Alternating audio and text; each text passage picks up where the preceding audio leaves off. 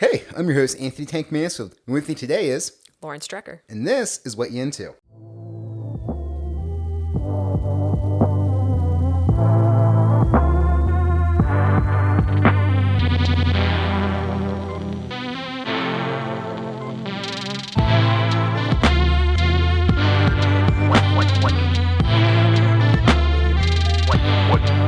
What you into?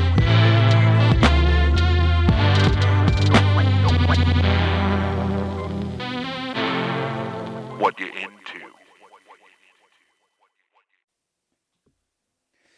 All right, Lauren, welcome back to the basement. Thanks for coming on the show again. And a late notice sub in. I really appreciate you getting my ass out of trouble because it was either this or I was going to do a dog shit solo episode. And there was a whole thing where like Lauren, my wife, might have came on. But then that was a whole thing because there was a lot of overthinking and what are we going to talk about? I'm just like, okay, we'll figure it out. And I was like, you know who's good at this?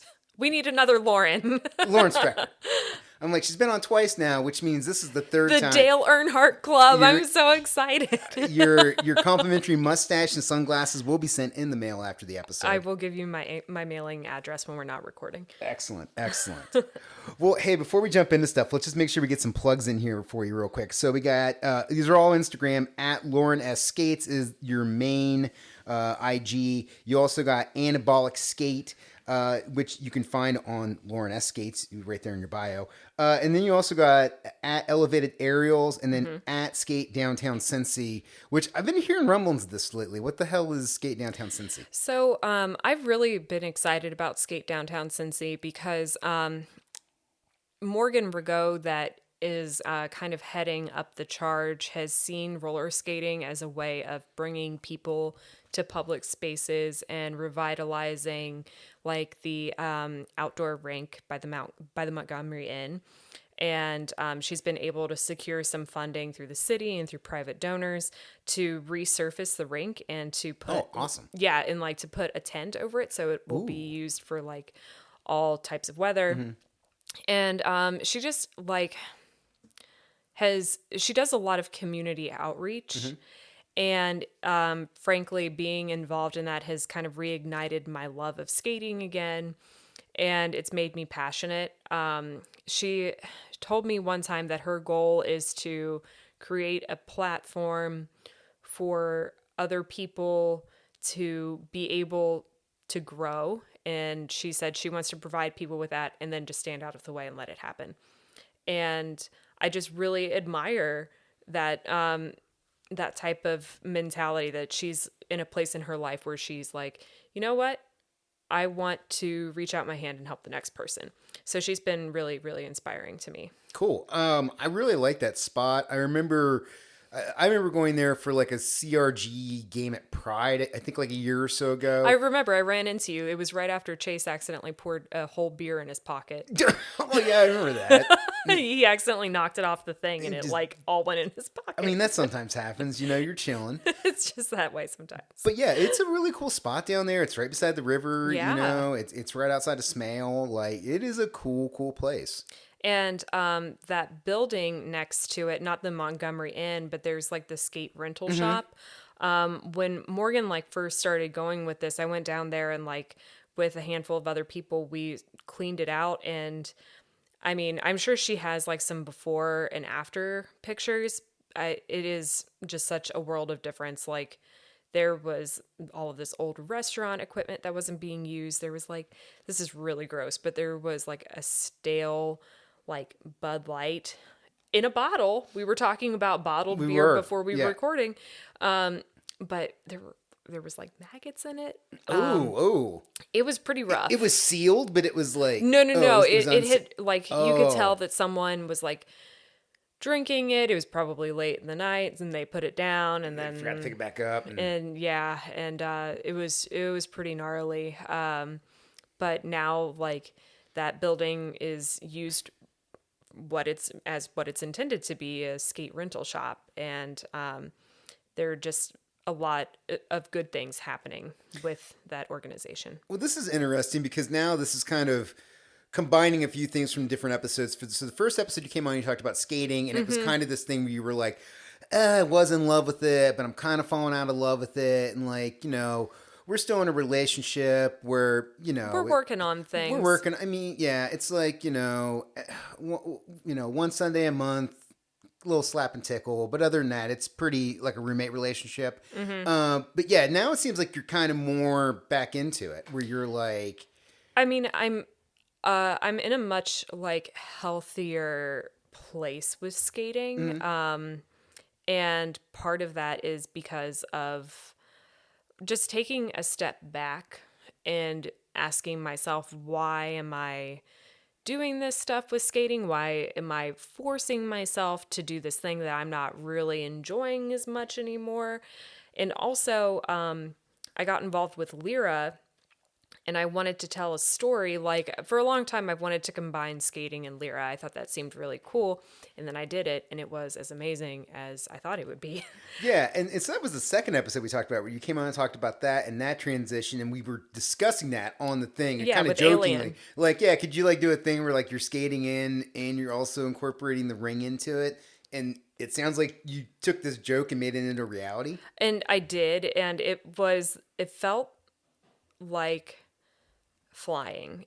I think that's as close to flying as I'm ever really going to feel, unless I do like, well, I would say like skydiving, but even that's falling. That it doesn't feel like flying, I'm sure. We might get jetpacks. There's a possibility. Yeah, of course. I'm not keeping my fingers crossed. I mean, either the Earth is going to overheat, we're not going to be able to grow food in 20 years, or we get jetpacks.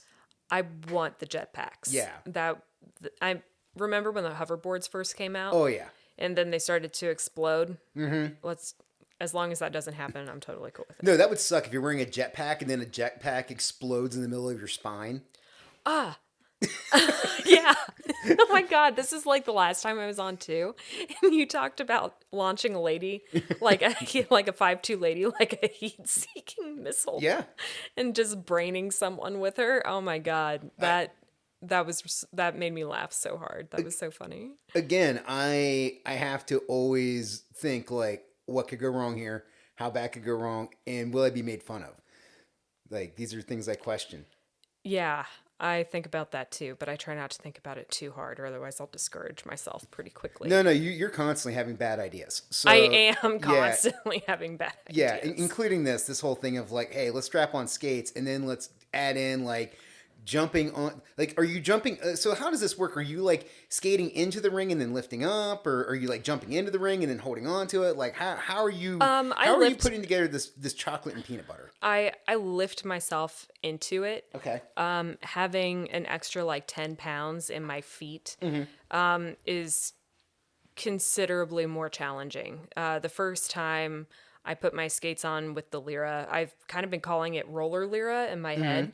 But the first time I did roller Lyra, I was lifting my feet up off the ground and like my lower abs were so sore the next day. And I mean, I didn't realize that it was like, oh, I didn't know that I had muscles like across that part of my stomach, It's definitely a workout, but I've been thinking a lot about how I want to tell the story of like how I grew from roller skating and what roller skating has meant to me, because obviously it's a really big part of my life.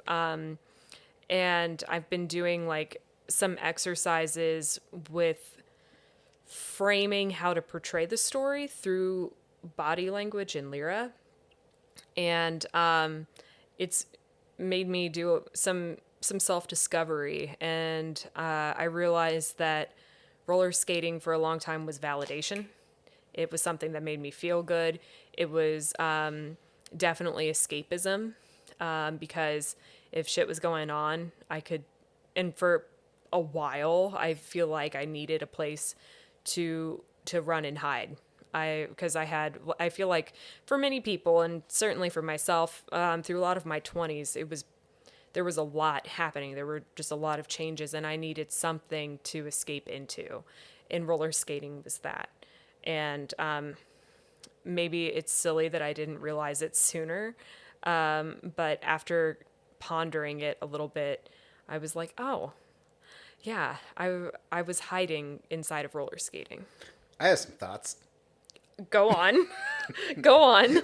So here's what you do. All right, so you got the skates on. You come out on the stage. You're wearing like a gray sweatsuit.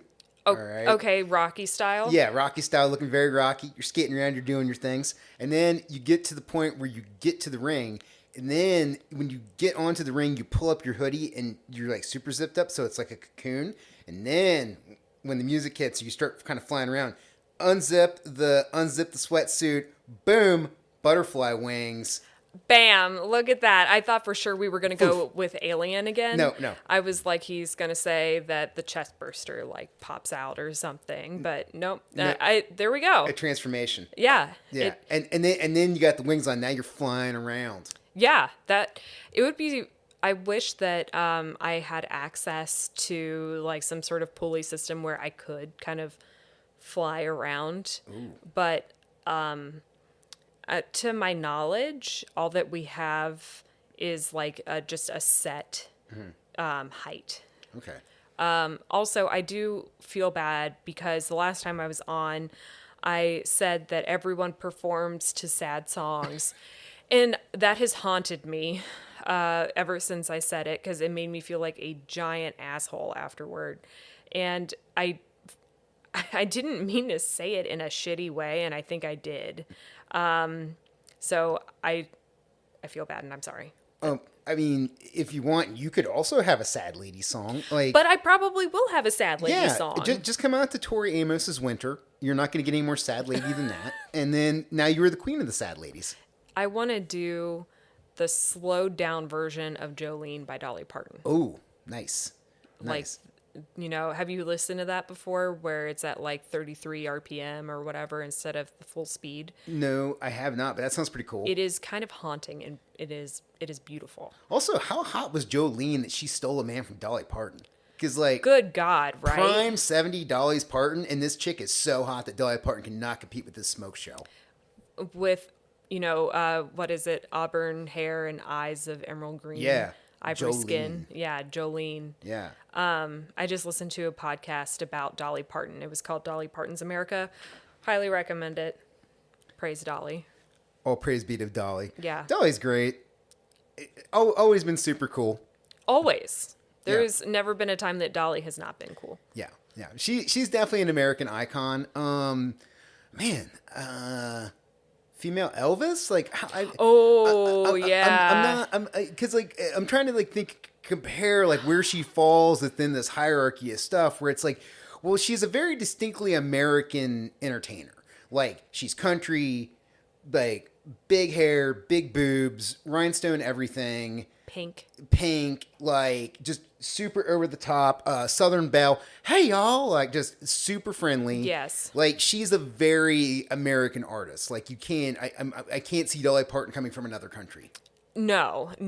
And she's just so genuine. I think that's why people love her so much because I can remember being a teenager and seeing a documentary with her and she was like, yeah, I've had plastic surgery. And that was like in the early aughts when everyone was like hiding their plastic surgery. People weren't being as transparent.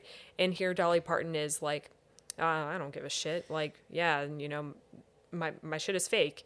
And I just admired that so much about her that she just had this mentality of like, this is who I am. And I don't care. It's especially like, I mean, how do you expect people at that level not to have work done? Especially when like it's this whole industry. It's based on like your looks and, are you able to like remain attractive no matter how much you age? And then also, can you change enough to where like what you're doing is now new, but at the same time, like it's not a total departure from who you are. Like being a mega pop country star like that would just be so hard. It would, but I feel like she has just handled it with such grace. Yeah. And decorum. She's just, I was texting with one of my friends about her recently, like just today. It's kind of embarrassing, but I said that I don't have very many like role models per se. But I would say Dolly Parton definitely falls into like a role model category for me. And how could she not? Like, she should be a role model for everyone. Yeah, she's cool. She definitely is somebody who was able to work through multiple decades in the music industry, Yes. which isn't easy to do. Especially like in country music when she came into it. Yeah, in like the 70s and shit. Well, and then there was the whole thing back then where like she was like trapped in a bad record contract or whatever. With Porter Wagoner. Yeah. And like finally she was like, no, fuck this. I'm not doing this anymore. Yeah, but then he sued her. Yeah. And then she found out that he had fallen on hard times with money. Yep. So she basically gave him his record label back or Yeah. whatever.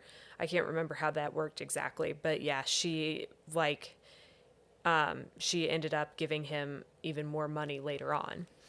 Yeah. It's interesting to see somebody like her who seemed like, because in kind of the same thing with Tina Turner, where like Tina Turner definitely like had a rough go with like the whole Ike Turner thing, and unfortunately she's passed away earlier this year, but they both seemed like pretty adjusted and like cool, and like they'd seen a bunch of crazy shit and they've been through a bunch of crazy shit, and they've been rich for so long, but like they still seem like pretty genuine people. Yeah. And then like you see like Britney Spears on her Instagram now, and it's just like, whoa, how does that happen? Like what was the difference? Oh, and then in comparison, you see somebody like Beyonce who was around the same time as like Britney, and like she's doing phenomenal. So Or like Justin Timberlake still doing pretty. I mean, he's definitely had some rough bouts, but I mean, I feel like people haven't gone after Justin Timberlake quite the same way that they did like Britney Spears. Yeah. Especially like in the era that she came up in.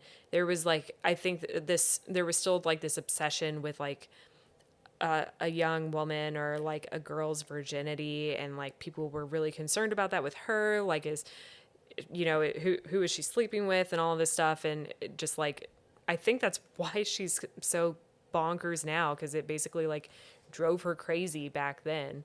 Like that had to have made a huge impact on her as a person. Yeah, and I think you bring up like how young she was at the time. Like I remember like I'm roughly the same age as Britney Spears, because I want to say like when I was a senior in high school was like when she came on the scene, did like the "Hit Me Baby One More Time" thing. Like that was like a big she was single. like she was probably like 16 to 18 when she had that song. So like I was like age appropriate to be like, whoa, she's hot. But then like looking back on it now, it's like, no, this was like being beamed out to like all of America is like, dude, she is hot. And if you're like a 40-year-old guy, this is like totally cool at the time. And it's just like, that's really fucking weird to look back on now. Cause I can't think of like now, like modernism of that being a thing where it would be like, hey, check out like this high school girl that's a pop singer. Like, isn't this great? Like, it'd be like, whoa, dude, that's fucking weird, man. Yeah. Like, Yeah. let's Like cut she's a back child. on that. Like, yeah, like let's less of that, please. So yeah, and it's kind of crazy to think that that's just like a 2-decade, like 20-year span that like they went the direction of marketing and how that works changed that much in that time. And I think that's partially because of like the Me Too movement, but also with social media. Like, I think that a lot of that changed because before we just saw teenagers. I mean, unless you knew them personally, like a lot of America saw teenagers like portrayed in sitcoms and, in like drama series where it was like 20-something-year-old people Right. playing teenagers. Playing teens. And so they those teenagers seemed like adults. Right. They seemed older, looked older. Right. But it's like, actually, no, they're still very much children. Yeah, they're definitely developing like a lot mentally and trying to figure some shit out. And yeah, it's a weird thing that like that was the thing at the time where it's just like, yes, this is something we should society wide think is cool. It's like, it's not very cool, man.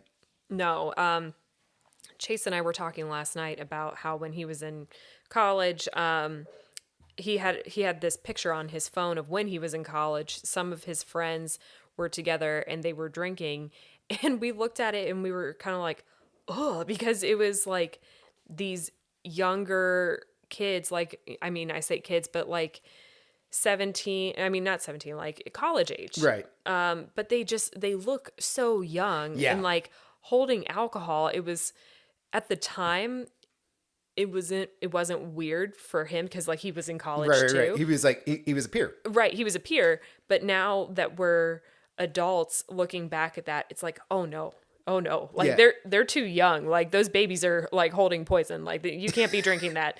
You have to wait until your brain is shutting down before you can drink that. Yeah, I feel very weird like whenever I go to whenever I'm on UC's campus, so whether it was like if I was going to bars before FCC games when they were still at Nippert, or like if I go to get tattooed now by my buddy Nick over there, or if I go to a show at Bogart's, it's like it's the only time that I'm near UC, and I run, and there's all the college bars there, and I'm just like, are these high school kids? Oh shit, no, they're all like 21, 22. Yeah. But they seem so young in my brain. That's exactly what we were talking about too. And like with my job, we have summer students that come in, and sometimes like it ranges from like high school to like med students. So there's kind of a window there.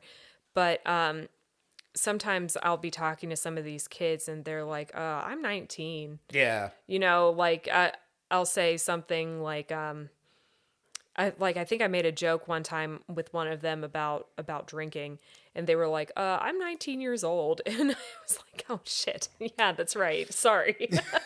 Like you're not 21 yet. But also when I was 20, before I was 21, that didn't stop me. No.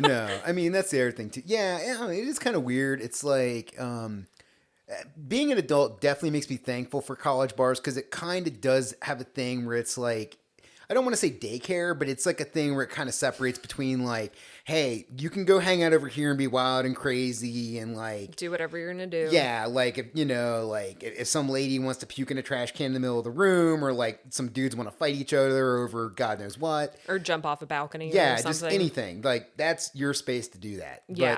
But grown-up bars, please don't bring that in here. I feel like Northside Yacht Club is kind of a grown-up bar in that way, where it's like you can definitely go and like if you wanted to, you could get a healthy buzz on. Mm-hmm. But I mean, I've never seen anyone like falling down drunk Yeah. in that place. And I mean, I go somewhat frequently. They have good specials and stuff. And I've never seen anyone like be inappropriate. But also I feel like that side of town, there are a lot of people like in my demographic, I think like early 30s, kind of living over in that area nowadays. I also think it depends on what time you go to a bar. For sure. And breweries too. Like if you go to a bar and it's like, 5:00 happy hour, you see people leave buzzed by around like 7:38. You and occasionally you'll have somebody who kind of stays over and they're like there at 9, they're still going. But, on the whole, people are pretty chill. I'm definitely in the demographic that's like, okay, I'm done with work and I want to go and I want to have a drink and then I want to go home and I want to be asleep by like 11 p.m. Yeah, I can't remember the last time I was at a bar at like 1 a.m, or like or like shutting one down. It's been a while. I might have, but yeah, I honestly shit. Okay, take that back. The last time I shut down a bar, it was the Silverton Bar Crawl, and that was a few months ago. But it was the rare thing where we did the bar crawl Silverton. So Yeah, which I mean, like, isn't that far away? yeah, I mean it's literally where. Don't Listener, don't say. Actually, fuck, they all know I live here because I've talked about before with working with High Grain. I just Oh, yeah. I just haven't Okay. given my address, which is no fuck.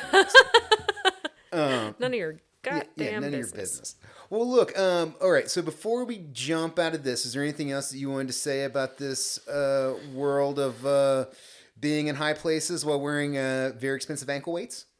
Not really. Just that it's been an interesting experiment in learning about myself, and learning that I'm stronger than I think I am. And also more flexible than I think I am sometimes. Yeah, that's about it. You keep saying this stuff, and I keep thinking now I'm shifting from Tori Amos's Winner to Eye of the Tiger, whatever that is, by Katy Perry. Oh, yeah. God, I hate Katy Perry so much. I'm sorry. Is there another Strong Lady song you would like to use instead? Probably. There's got to be one that's I like... mean, this is, God damn it. I hate it when this happens because like any other time I could be like this person and that person Right. and, but I feel like, I even have like a whole playlist right now of just like stuff to listen to while I'm like flowing, you know, while I'm in the lyra. And one of my friends and I, we're going to do like a duo, like a double run type of thing where we're in the hoop together. Ooh. And so we've been talking about music too. But now that you've hit me with that question. So you saying like flowing in the hoop, like this kind of sounds like lo-fi beats and like, yeah, for sure. Very chill stuff. Yeah. All right. Just like easy going. Okay. Nothing too wild. You can take it hard if you want to. Can you? You can. I can't. I mean, or at least I don't want to. Because I'm kind of a wuss. Yeah. I'm kind of a wuss now. Like I used to, I would say like probably 5 years ago, I would have gone harder, but I don't really have a desire to now. Now, and just in my head, there's like some woman that's like playing Angel of Death by Slayer and spinning around in a fucking hoop somewhere. She's probably out there. It probably exists is somewhere. Yeah, it's rule number 34, 48, whatever it is. If you can think about it being out there, then it's out there. Exactly. Okay, I see that. Well, look, let's jump over to the main show today. So we're talking sewing, like. Yeah. So like I said, I hit you up and I was like, hey, I need a guest. Like, could you, I love when you come on. Can you come on and talk? You're like, sure. And you're like, what should I talk about? And I'm like, I don't know. Like, what do you want to talk? And you're like, sewing? And I'm like, yeah, sure. Because I was like, well, what else do I like to do? I mean, something that I still struggle with, and it's something that I'm working on, is that like, I get a lot of stress relief. I get a lot of fulfillment from physical activity. Okay. I mean, like my fiance and I, we went and we were just like, he enjoys disc golfing. So we were like just practicing throwing the Frisbee back and forth. And as I was like catching it and then throwing it back to him and getting a little bit better, I was starting to get like that endorphin rush, like that kind of a buzz. And so I know that like there's going to be a time, for whatever reason, whether it's injury or time constraints or, life things, whatever it is, like there's going to be a time where I can't necessarily get that stress relief just from physical activity. Okay. So I've been trying to find that same feeling of like happiness and passion with other things. And I would say that sewing is up there. So how did you stumble upon this grandma shit? Like, how did you end up because sewing? I have two modes. I have perilous activities, or I have 1950s homemaker. I'm one of the two. And when I was younger, I mean, when I was in grade school, my grandma taught me how to crochet, and I just really enjoyed doing it. And then I learned how to knit. And in middle school, I had to take home ec, and I learned how to use a sewing machine. And then, like that same Christmas, when I was 12, I got a Kenmore. It was called like my first sewing. I mean, it was like, really? Yeah, like I still have it. Like up until this past Christmas, I was sewing on it. Really? Yeah, I mean, it's so old that they use Comic Sans font on the sewing machine to, like, in a serious way. Like, it was still acceptable to use Comic Sans at that point. What's it like going from sewing by hand to sewing with a machine? It's two completely different worlds. Okay. Because I also enjoy doing embroidery, like any sort of fiber art. I haven't done felting, and I haven't done very much weaving, but I really love fiber arts. And sewing by hand, just like stitching by hand, just takes so long. Like I don't know how anyone used to make garments that way. Yeah, in my head, when I think of the two, I kind of think of it as like hand poke tattoos versus getting tattooed by a machine. Yes, absolutely. Where it's like you can speed up this process so much faster by adding electric to it, and it's also going to be better. Yeah, like think about a stick and poke tattoo versus like a really nice professional one done with a machine. Yeah, two completely different worlds. Same thing with sewing, I think. Yeah, and it makes sense too. Where like you can expedite that process, but also it's just you have the touch of a machine.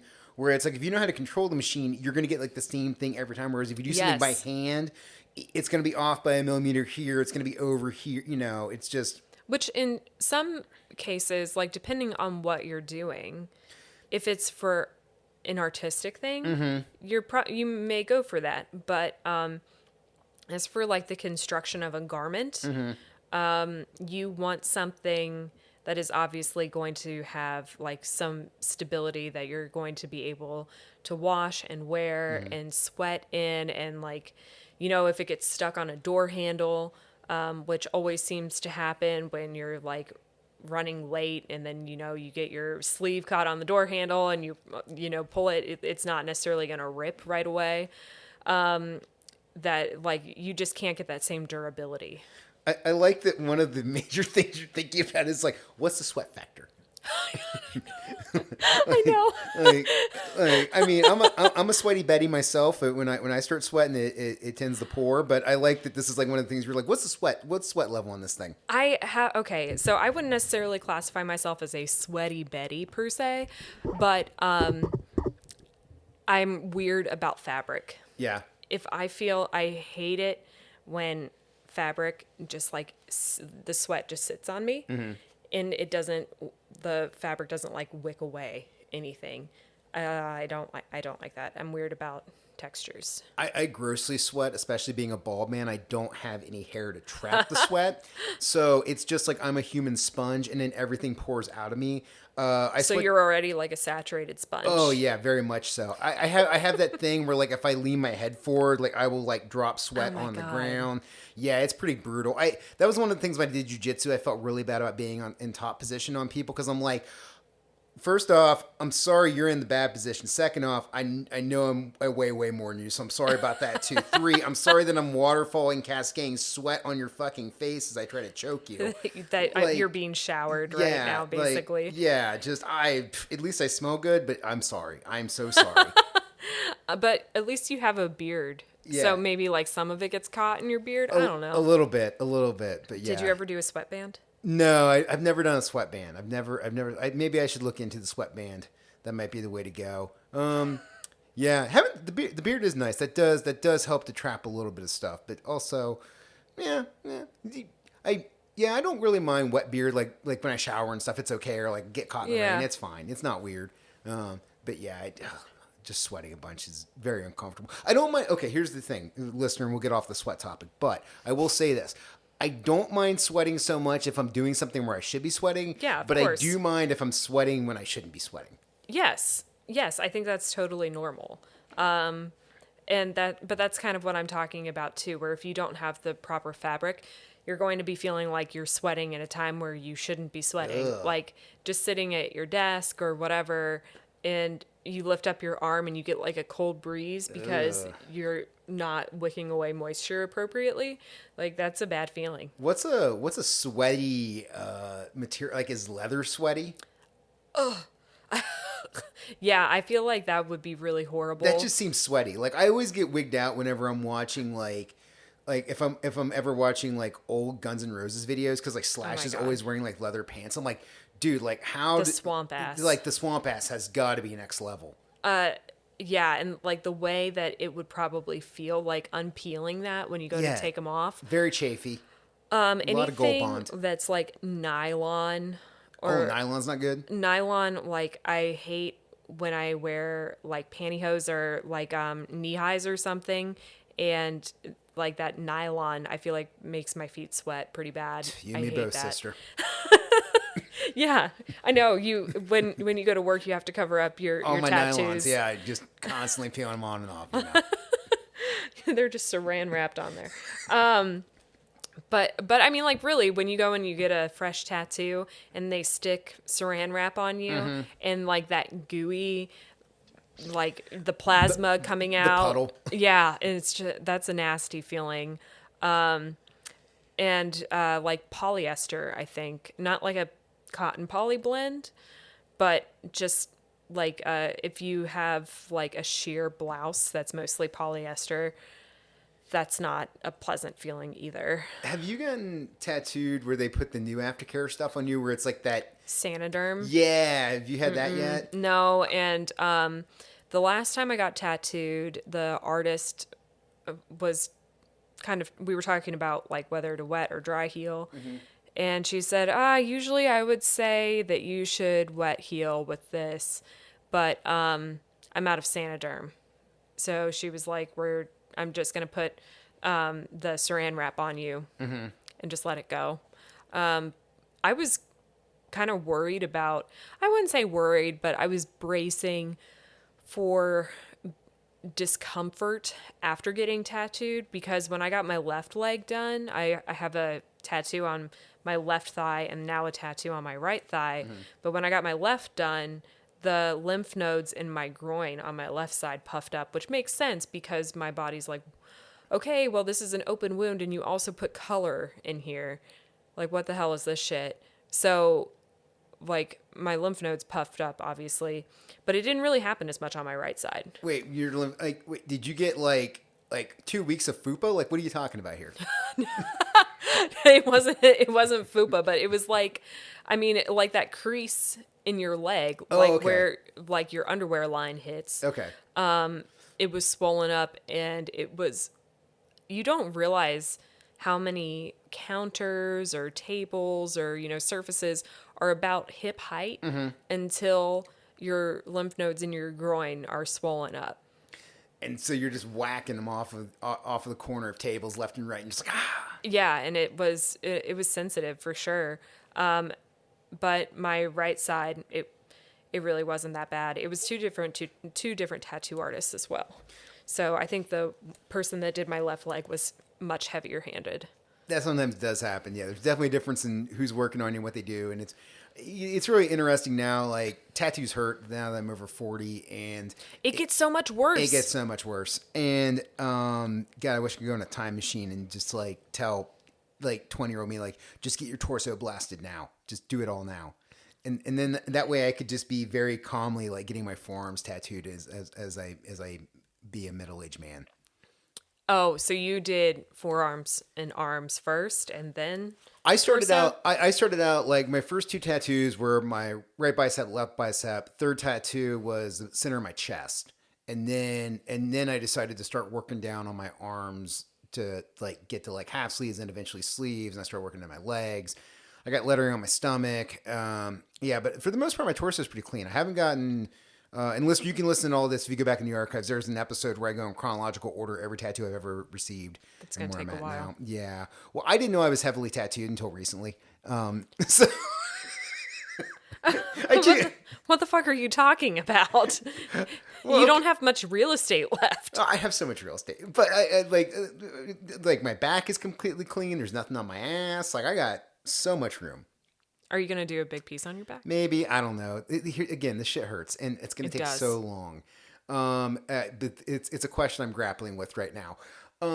But at the same time, you know how like when you look in the mirror, you see what you see. When people look at you, they see something different. Of course. And that was me with tattoos for a while, where like after I finally got this this last one, where I was like, oh, now when I wear shorts and a t-shirt, like it's just everything's connected. I'm like, that's a lot of tattoos. But before then, I didn't realize that was a lot of tattoos. Yeah, that makes sense. Yeah. Especially like if you looked in the mirror after you got shorts on or something and you saw like a mostly bare chest and like a mostly bare stomach, you were probably like, I'm not that tattooed. Yeah. Yeah. But now I'm like, oh, I got a few. So I have some tattoos. I have a few out there. So yeah. And I do like the Saniderm stuff. It is nice to heal with. It's way better than like getting just wrap with saran wrap, because I always end up bleeding, and you know. I mean, I think everybody does, right? Right. But then like I don't have to go through that thing where I'm like, okay, like because my wife is a neat freak, and if I bleed on the sheet, she's gonna be pissed. So when they just do the saran wrap thing, then I really have to like rewrap it, and like I end up sleeping on a beach towel, all this stuff, just to make sure that I don't like screw things. Whereas with the Saniderm, like that thing's like on you and it's airtight, so then it's just like, oh sweet, I don't got to worry about bleeding on the bed. I just like get this bag of blood hanging off me now. Okay, we have a lot to talk about now. First of all, bag of blood, that's pretty gross. But It is gross. but second of all, why don't you wear like shorts, or I mean not shorts, but like sweatpants or a long sleeve shirt? Would you like bleed through that onto the sheet? No, but where I'm at right now, it's like most of the stuff that I've gotten tattooed recently has been on my legs, and it's like summer. So like if yeah. I sleep with sweatpants on at night under yeah. Okay, I see what you're saying. Yeah. And this might shock you, but I'm a bit of a human blast furnace when it comes to being warm. Chase says that about me too. Yeah. So it's like I'm generally like a t-shirt, and I'm generally a shorts and t-shirt guy, especially during spring, summer, and most of fall, and even in the winter, I'm very much like shorts and a hoodie, unless like we're under 40, and then I'm like, okay, I'll throw some pants on. I'll throw on my linen beach pants. Yeah, so it's a little cold out. You got to respect the elements, but Yeah. I tend to run hot. So there's like I would if I tried to wear sweatpants in the summer, within 2 hours I'd be awake and just sweaty, and it's like, man, this ain't working. And that sounds miserable too. Just like yeah. especially if you get a large tattoo. Yeah, then you're just hurt and you're sore, and now you're sweaty. That sounds miserable. That sounds like pure hell. It's honestly. bad. Yeah, no one wants that. Yeah, that sounds really crummy. All right, so basically, when you started sewing at a young age, and then was this something you continued with through high school and into college? Like, is this something that stuck with, or is this something that like went away and came back at a certain point? It went away, and it definitely came back because, well, the reason that it went away is because sewing takes up a good bit of space. Like, you have to have a place to lay out your fabric and put your pattern down, cut out your fabric. You have to wash the fabric and dry it first. And then you have to iron it. Because if you don't wash and dry the fabric, if that's like the care instructions of the fabric, and you make a garment and then you wash it and dry it, if it shrinks up, then like your garment isn't going to fit anymore. Oh shit. And that would suck, because it's not, when I first started getting into sewing, I did not think I've learned so many other elements about a lot of different things just from sewing. And it's not just putting the pieces of the fabric together. Like, you have to do the washing and the ironing, all of this stuff, and then actually cutting the pieces out, pinning them together. And then when you sew the pieces together, a lot of the time the pattern will recommend that you take the two halves of the seam, like where the fabric meets, and you fold it open, and then you iron it flat so the seam lays flat, especially if you're gonna like work with another layer or something.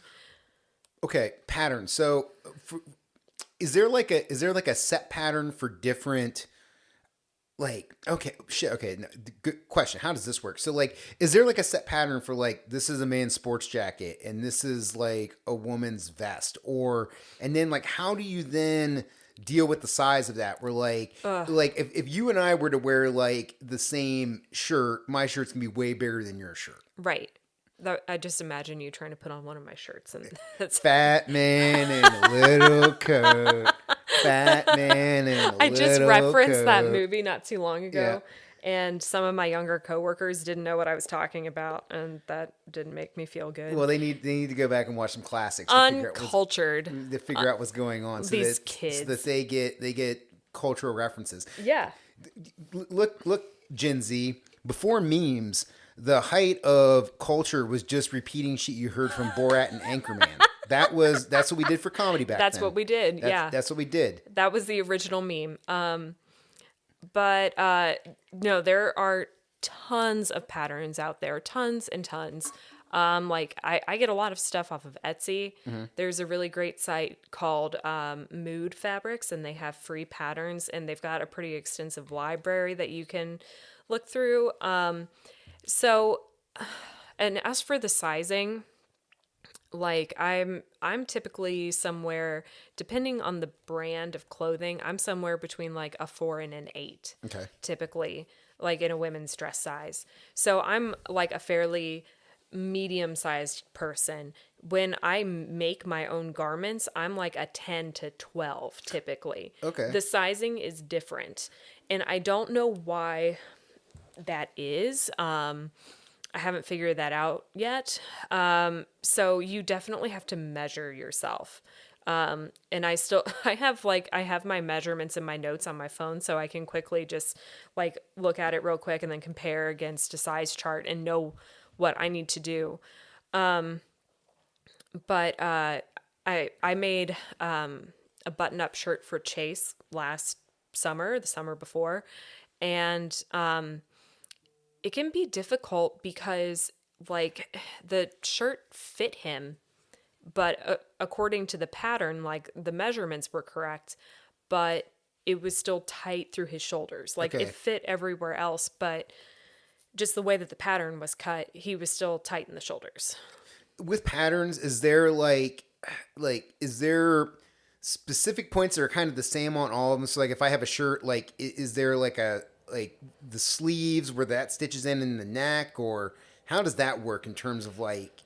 I think that like certain garments tend to be constructed in the same way. I think is that what you're asking? Yeah, just kind of how that works. Yeah. And I will tell you something that I really struggle with is putting a fucking sleeve on a shirt. It does not sound that hard, but if you look at a shirt, there is a seam on the bottom, like in the armpit almost, where you sweat profusely.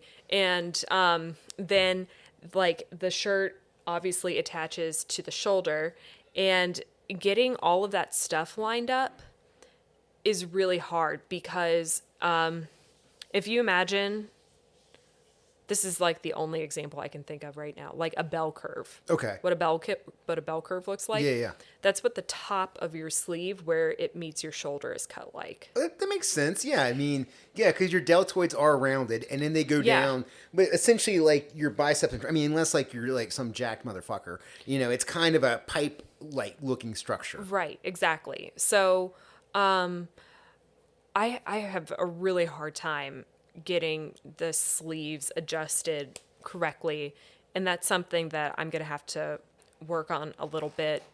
But yeah, there's just like differences in every pattern, and different people do things differently too.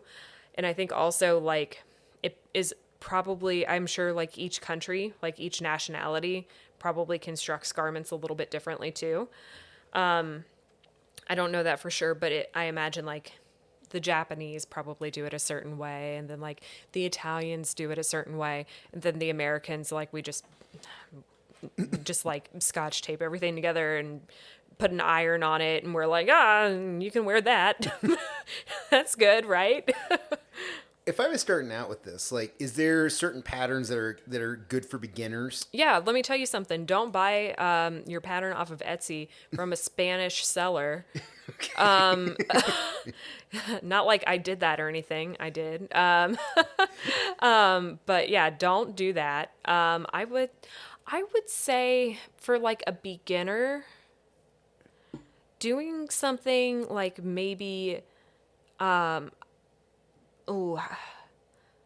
button-up shirt is also really hard because a collar is also really difficult. Similarly, like I was talking about with sleeves, it just has to be lined up so perfectly. I would say something like maybe a skirt would be a good place to start. Or like even a simple t-shirt, that could be a good place. But again, just like, or like a tank top. Tank tops, easy. Yeah, no sleeves, just big open space. Just it's got to fit around a torso. Yeah, just mash that shit over your head. What okay, so then what is like the super hard final boss level type shit of Satin, silk. silk, Ooh, silk seems like a motherfucker. because it slips. Yeah. A lot of people talk about putting like pieces of like gift paper, like tissue paper in between the layers so that they don't slip as much. And there are different types of needles. Like you can't use the same sewing machine needle for every piece of fabric. Really? Like a stretchier fabric, you have to have like a jersey needle. Denim needles, like there, that was the thing. And I think this happens like when you start a new hobby, is kind of like this Pandora's box where you think you're going to do what sounds like a relatively straightforward thing. And then there are all of these other elements Yeah, well, that come into play. yeah, and especially we're talking right now is now you're talking into we're getting into the land of like when you start a hobby, especially when it's something that involves like a skill set thing where it's like, well, I can do this job, but if I want to be better at this hobby, I need to get this certain thing to use. Yeah. So it's akin to like if you take up photography and then you're like, oh, I need this lens or I need this lens to make this effect happen. I can't use the disposable camera anymore Right, if I want exactly. to do senior portraits. Right. Yes. I have to. Obviously, there's shit that comes along with this, or like if you get into stuff where, like if you get in like any kind of like auto racing, where there's performance parts and stuff that you got to add on, where it's like, okay, if we add this thing on, it's going to give us 20 more horsepower, and it's also going to drop our weight by a half pound, and it's like, oh, okay, cool, yeah, obviously, let's get that. Well, it's going to cost you $500. Okay, well, yeah, but look at the benefit of it. And that is a huge thing with sewing too. Like, if you look at like a commercially made garment, if you look at the seam, you'll see that the seam. Oh, I'm kind of surprised this one doesn't have it. Well, shit. Like usually the inside, if you flip like the inside of your shirt, so you can see the underside of it, like where the hem is, you'll see that the way that is sewn is it's almost like there are loops. Oh, weird. It's not like a straight line across. And that's because companies will use something called a serger. And you can get a serger at home too, but it's going to cost you like $1,000. And they're kind of a bitch to thread. If you get one that threads itself, that is a self-threading serger, that's even more expensive. But the benefit is you get these much more professional looking seams. And all fabric, do I want to say all fabric? To my knowledge, all fabric is woven. Okay. It's threads that are woven with other threads. And like anything that's woven, it can be unraveled. So if you think about like if you take a pair of jeans and you cut the legs off to make shorts, you're going to get the fray. And that's because that raw edge of the fabric is unraveling. So over time, if you don't use the right stitch with that raw hem, then the fabric will unravel, and eventually it'll unravel to where the stitch is, and then the stitch will come out because it has nothing to hold on to. And the serger prevents that from happening. Dude. See, it's so much more than I ever thought. I'm actually kind of surprised that I know this much about it. Yeah, that was like a very in-depth answer, and I'm just like, holy shit, I had no, because like Right? in my head, I'm just thinking like, I've been into people's houses. They got like the white sewing machine in the corner, pretty standard issue. Yeah, you need something sewed, like, brrr, there you go, And I mean, you can do that with a standard sewing machine, but a lot of the time you have to use like a Z, like a zigzagging type of stitch to prevent that unraveling from happening. So base level getting into this, if I want to get a sewing machine, am I looking at like a few $100? And if I want to get top of the line stuff, I'm talking thousands. Yep, Okay. that's right. And then like, honestly, fabric shears are kind of expensive too. And you cannot use fabric shears to cut paper. Oh. That will ruin your fabric shears. There's also a rotary cutter, which when I first started making my own garments, I would like trace the outline of my pattern on the fabric and then use scissors to cut it. But then I found that like with each snip of the scissor, like you have to kind of reset where the scissors are and then snip again. And I found that my lines in the fabric, like on my cuts, weren't very good. So I got a rotary cutter, which is basically a pizza cutter, like a pizza cutter. And you cut through the fabric with that. Is there any, so with sewing machines, is there certain brands that you gravitate towards? Like, is there like a Les Paul or like the Fender Stratocaster of sewing machines? Man, let me tell you, So my family was kind enough to get me, it, I think it's a Singer heavy duty sewing machine. And when I first got it, I was so excited. I was so happy that they gave it to me. And then I started to use it, and like it, the thread would get like tangled up in the machine. Oh. And I had to do some work with it to like adjust. Oh, there's also, you have to adjust the tension in the machine, because if the tension is too tight on the thread, then it'll snap the thread. And then if it's not tight enough, then it gets tangled and blah, blah, blah. It's a lot of stuff. Like there are just a ton of variables where things can go wrong. And so I was a little bit nervous because I was excited to have this new machine. And then I started reading online where people were saying like, oh, this specific brand and model has a ton of lemons. Ugh. And I was so sad because it was so, and I mean, I'm still using it. Like mine is still working fine, and I knock on wood, hope it still does. But I mean, it was just like so kind of my family to do this, to give me one. But my Kenmore little blue sewing machine that I was talking about before, the thing is 18 years old. It can vote. And like it works fine still. I've never, you're also supposed to clean it and oil it. I've never done that shit. And it's still just chugging along, doing its thing.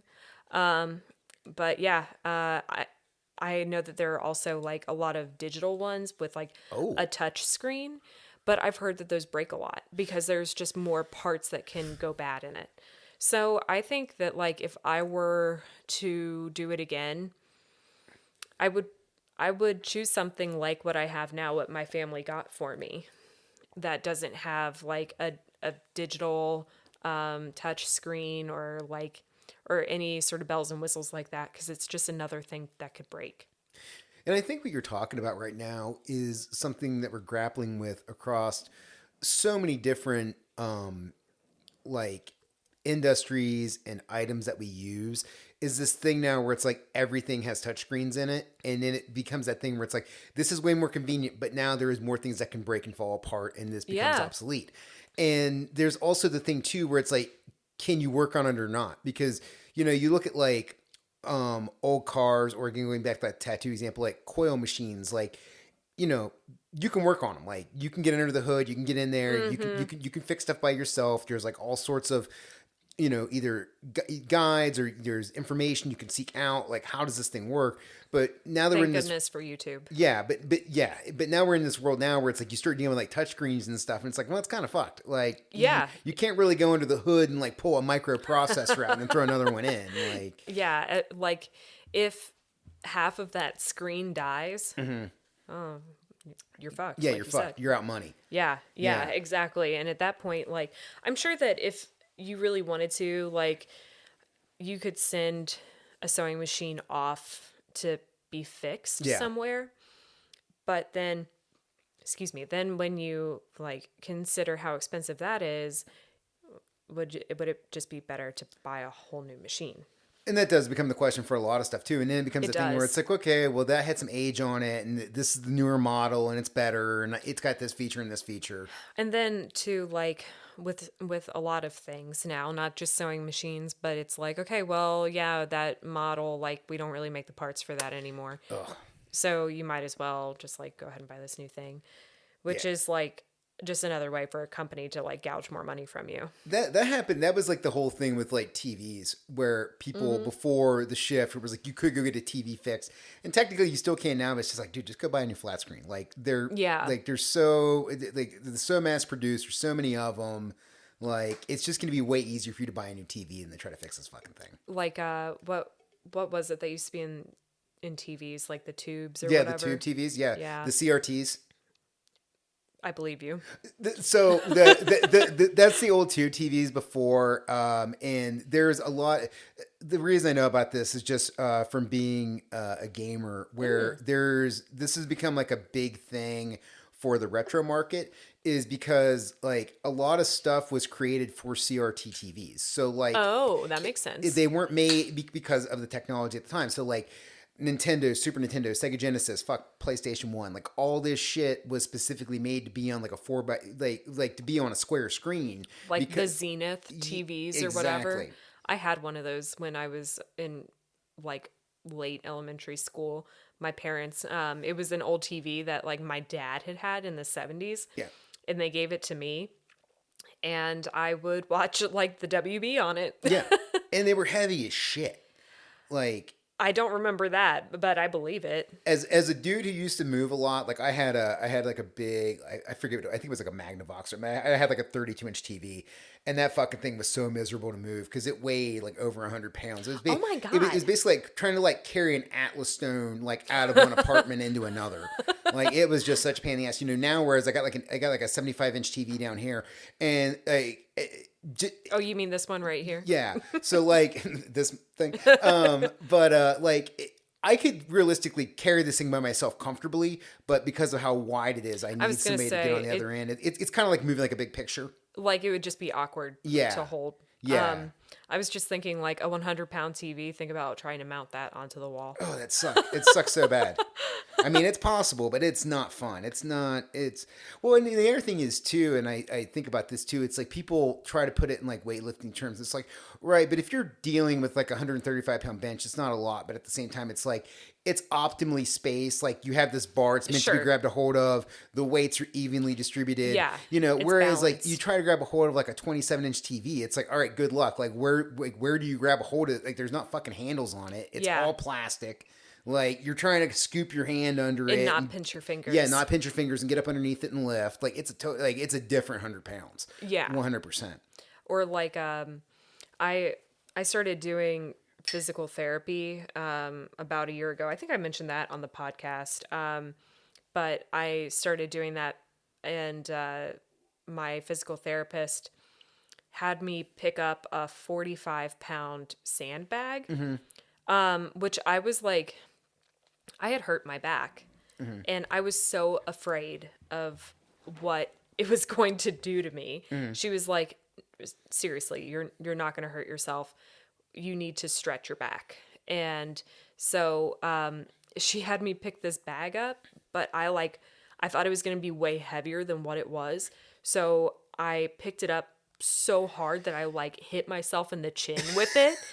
And she was like, okay, so that tells me that you are way stronger than what you think you are. It was just funny that she was like, okay, so I know that I can give you something much heavier, but the sandbag is like, it's like what you're saying. It's really, it's an awkward shape to pick up.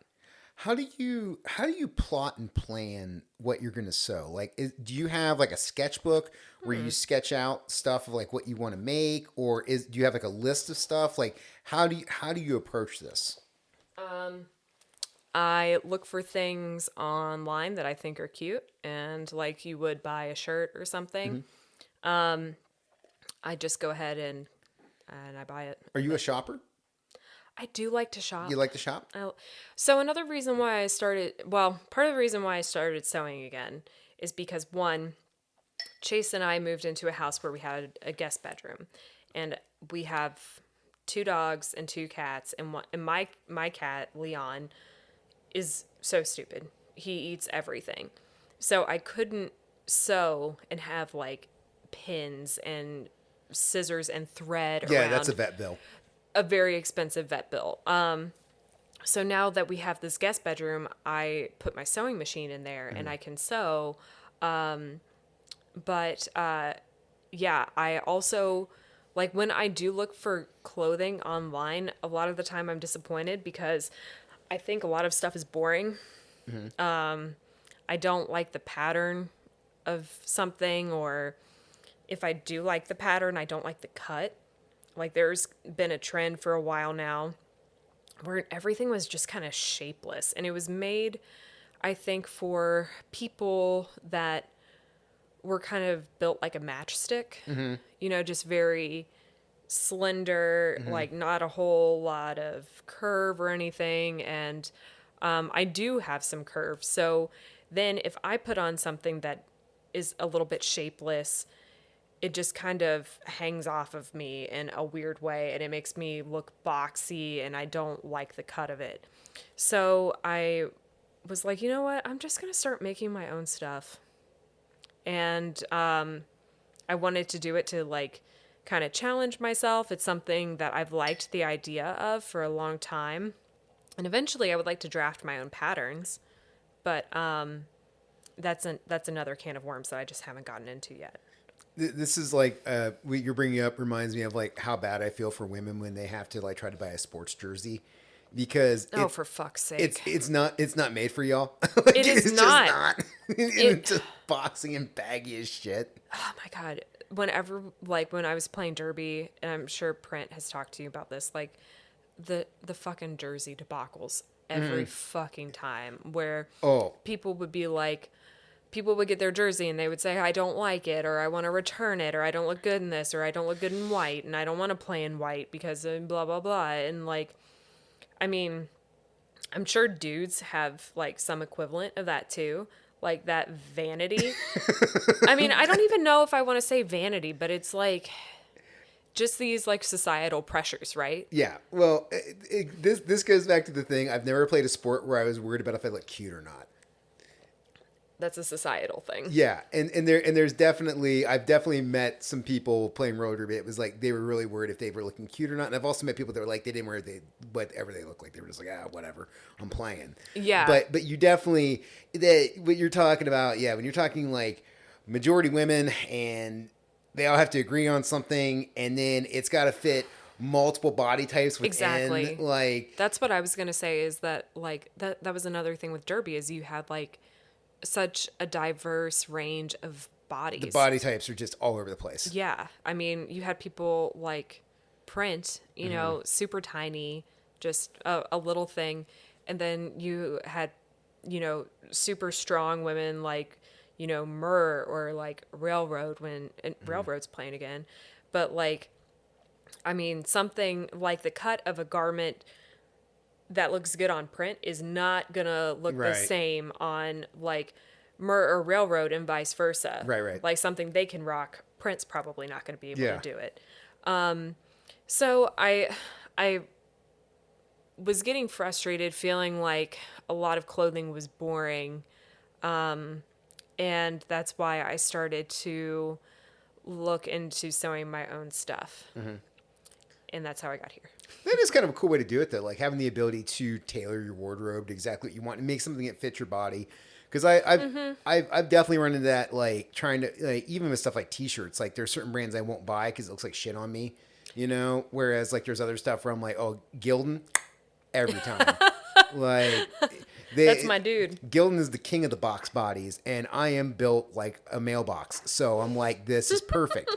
This is what I need in a shirt. What I don't need is like, I don't like a lot of like the Tulix stuff, or when it was really bad when everybody was using American Apparel for a while. Oh, that's what this blouse that I'm wearing is. I hated the way it fit. You know, Dickies and American Apparel, I always had to go up a size. I mean, that was definitely the case for like women's garments too. I think American Apparel is pretty notorious for running small. Yeah, which is weird.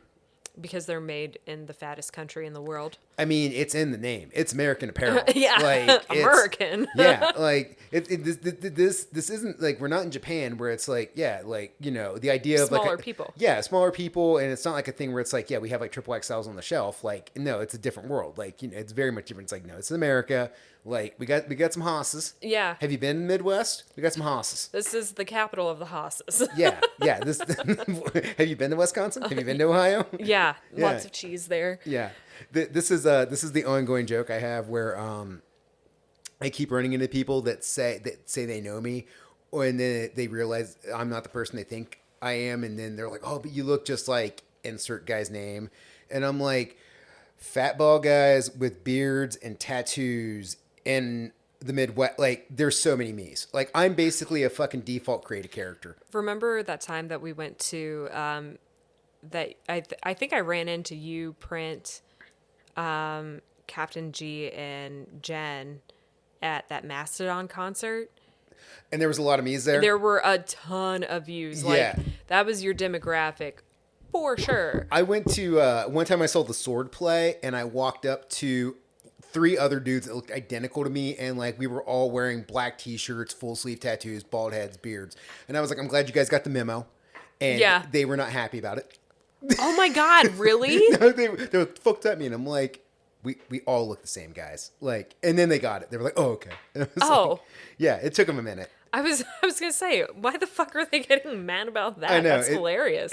But it is. It's totally. It's like, guys, like, we're, quote unquote, we're real outsiders here, and we all have this similar dress code.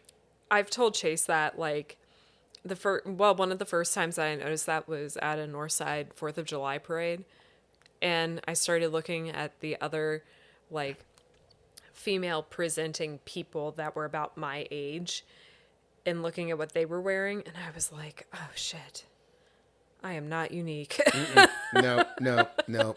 I just fit a very certain demographic. Yeah. I mean, I think it's just everybody falls into like some kind of fashion stereotype at some point. I mean, yeah, like stereotypes, although they can be shitty, they're around for a reason. Like sometimes stereotypes are true. Yeah. I did you ever see that website? Oh fuck, it was like Your Scene Sucks or something like that back in the day. No. It was this website where they basically, what this site did was they did a cartoon character of like every subgenre of like punk and metal and goth and whatnot. And then it would be like the person, and then it would be them wearing shit in that genre that fits in. And it was just hilarious because they nailed it every time. So it'd be like stuff where it'd be a hardcore dude, and it would be like wearing a Bane hoodie, wearing camouflage shorts, wearing Nike Air Maxes. And Oh I'm my like, God. I'm like, oh fuck. I'm like, this is shit I wear. Like, like flat bill, New Era hats. I'm like, check. Like, I don't think I've ever seen you wear camo shorts though. I used to wear camo shorts pretty regularly. Okay, well, I'm glad that we've moved past it. I also like wearing camo hats. I have a lot of camo hats upstairs. What kind of hat? Like stuff by New Era. So it's like Red's hats, or I have like a Jedi Mind Trick one, Jedi Mind Tricks hat that's like their logo, which is like a kanji on a camouflage hat. I mean, I'm not gonna hate that if it was like bucket hats.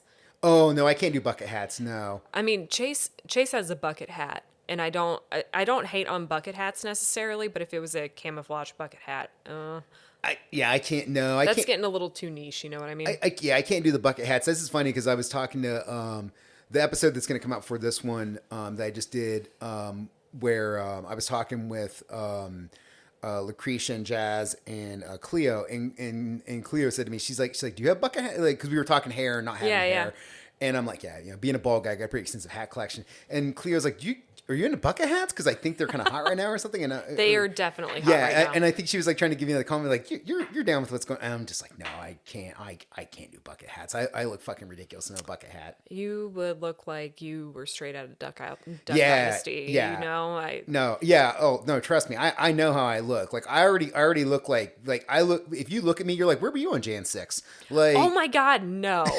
no. Have you seen my new license? No, I haven't. I'll show you. Okay. It very much has like January 6th vibes to it. Jeez.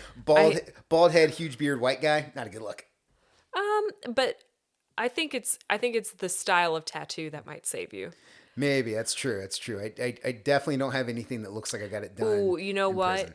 You know what? You don't have those very specific like reflective like mirrored shades. You know. See, this is one of the reasons why I don't buy Oakley, is because if I start wearing the Oakleys, then I'm going even deeper into the stereotype. So I tend to stick with right now I've been getting a lot of heat waves. Those are what I wear right now. I've never been into sunglasses. Like I enjoy sunglasses. I think they're cool, but I am so rough on them. I am, but I wear it unless I'm indoors or it's nighttime. I'm wearing sunglasses. Chase is the same way. So, and I don't wear watches. I don't wear necklaces, anything like that. The accessory items I spend my money on are hats and sunglasses. Yeah. Do you feel like you're photosensitive? Oh, to like light and stuff? Yeah, like, are your eyes sensitive to light? A little bit. I got LASIK when I was 20. And so, Oh, I bet that did something. yeah, so like I get halos at night if I'm tired around like street lights and shit. Uh-huh. But no, honestly, I'm just vain and I don't and I couldn't wear sunglasses for years. So now that I can, I just wear sunglasses all the time. I also like the ability to people can't see my eyes. I like that I'm just kind of a little bit of a mystery where I'm just like, yeah, you can't see what I'm looking at or, you know, any of that. You want to know some shit?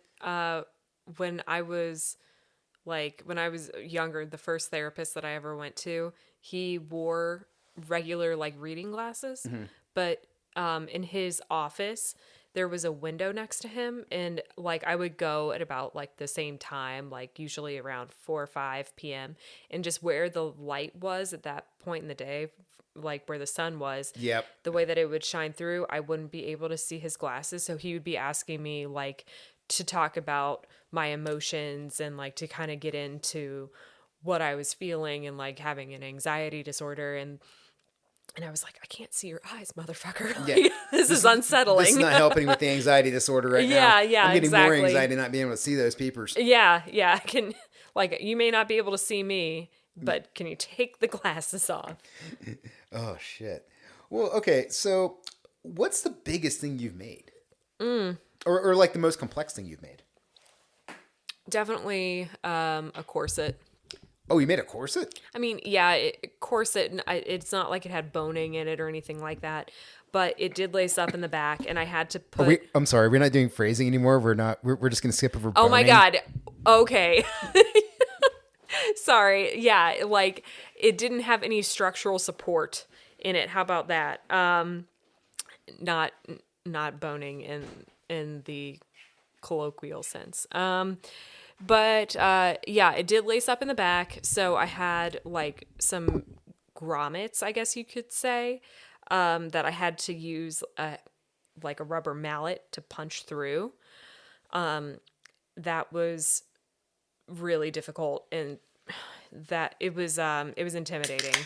Like it's making me feel kind of overwhelmed just talking about it, because I mean, I had sewn this pattern together with some very nice fabric, so it was a little bit expensive. And even before I made the actual garment, I made a mock-up. So I just got like some cheapy fabric and like made the same garment with the cheapy fabric so that I could know like what sizes I need.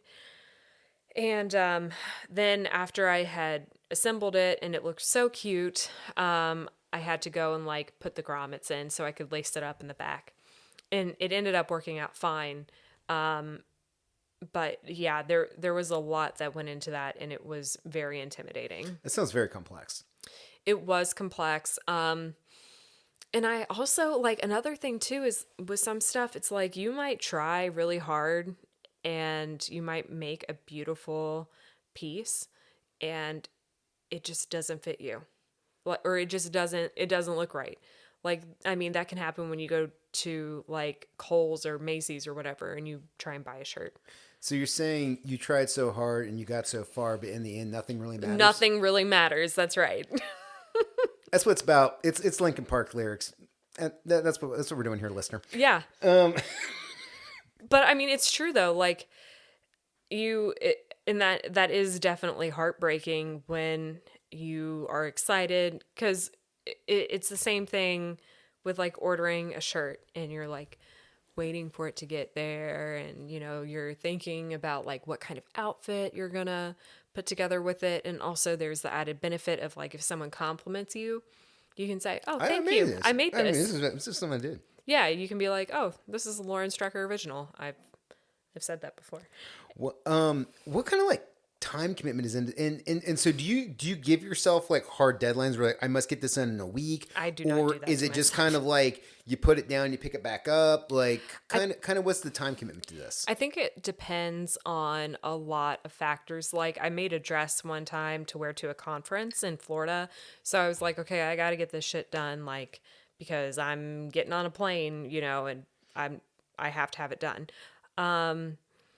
But a lot of the time, it really is just like at the end of the day, how much energy do I have after work or like after I go to the gym? And like, if I'm making dinner instead of Chase, like how much energy do I have in order to be able to concentrate on this project? Because like it does require a lot of mental energy.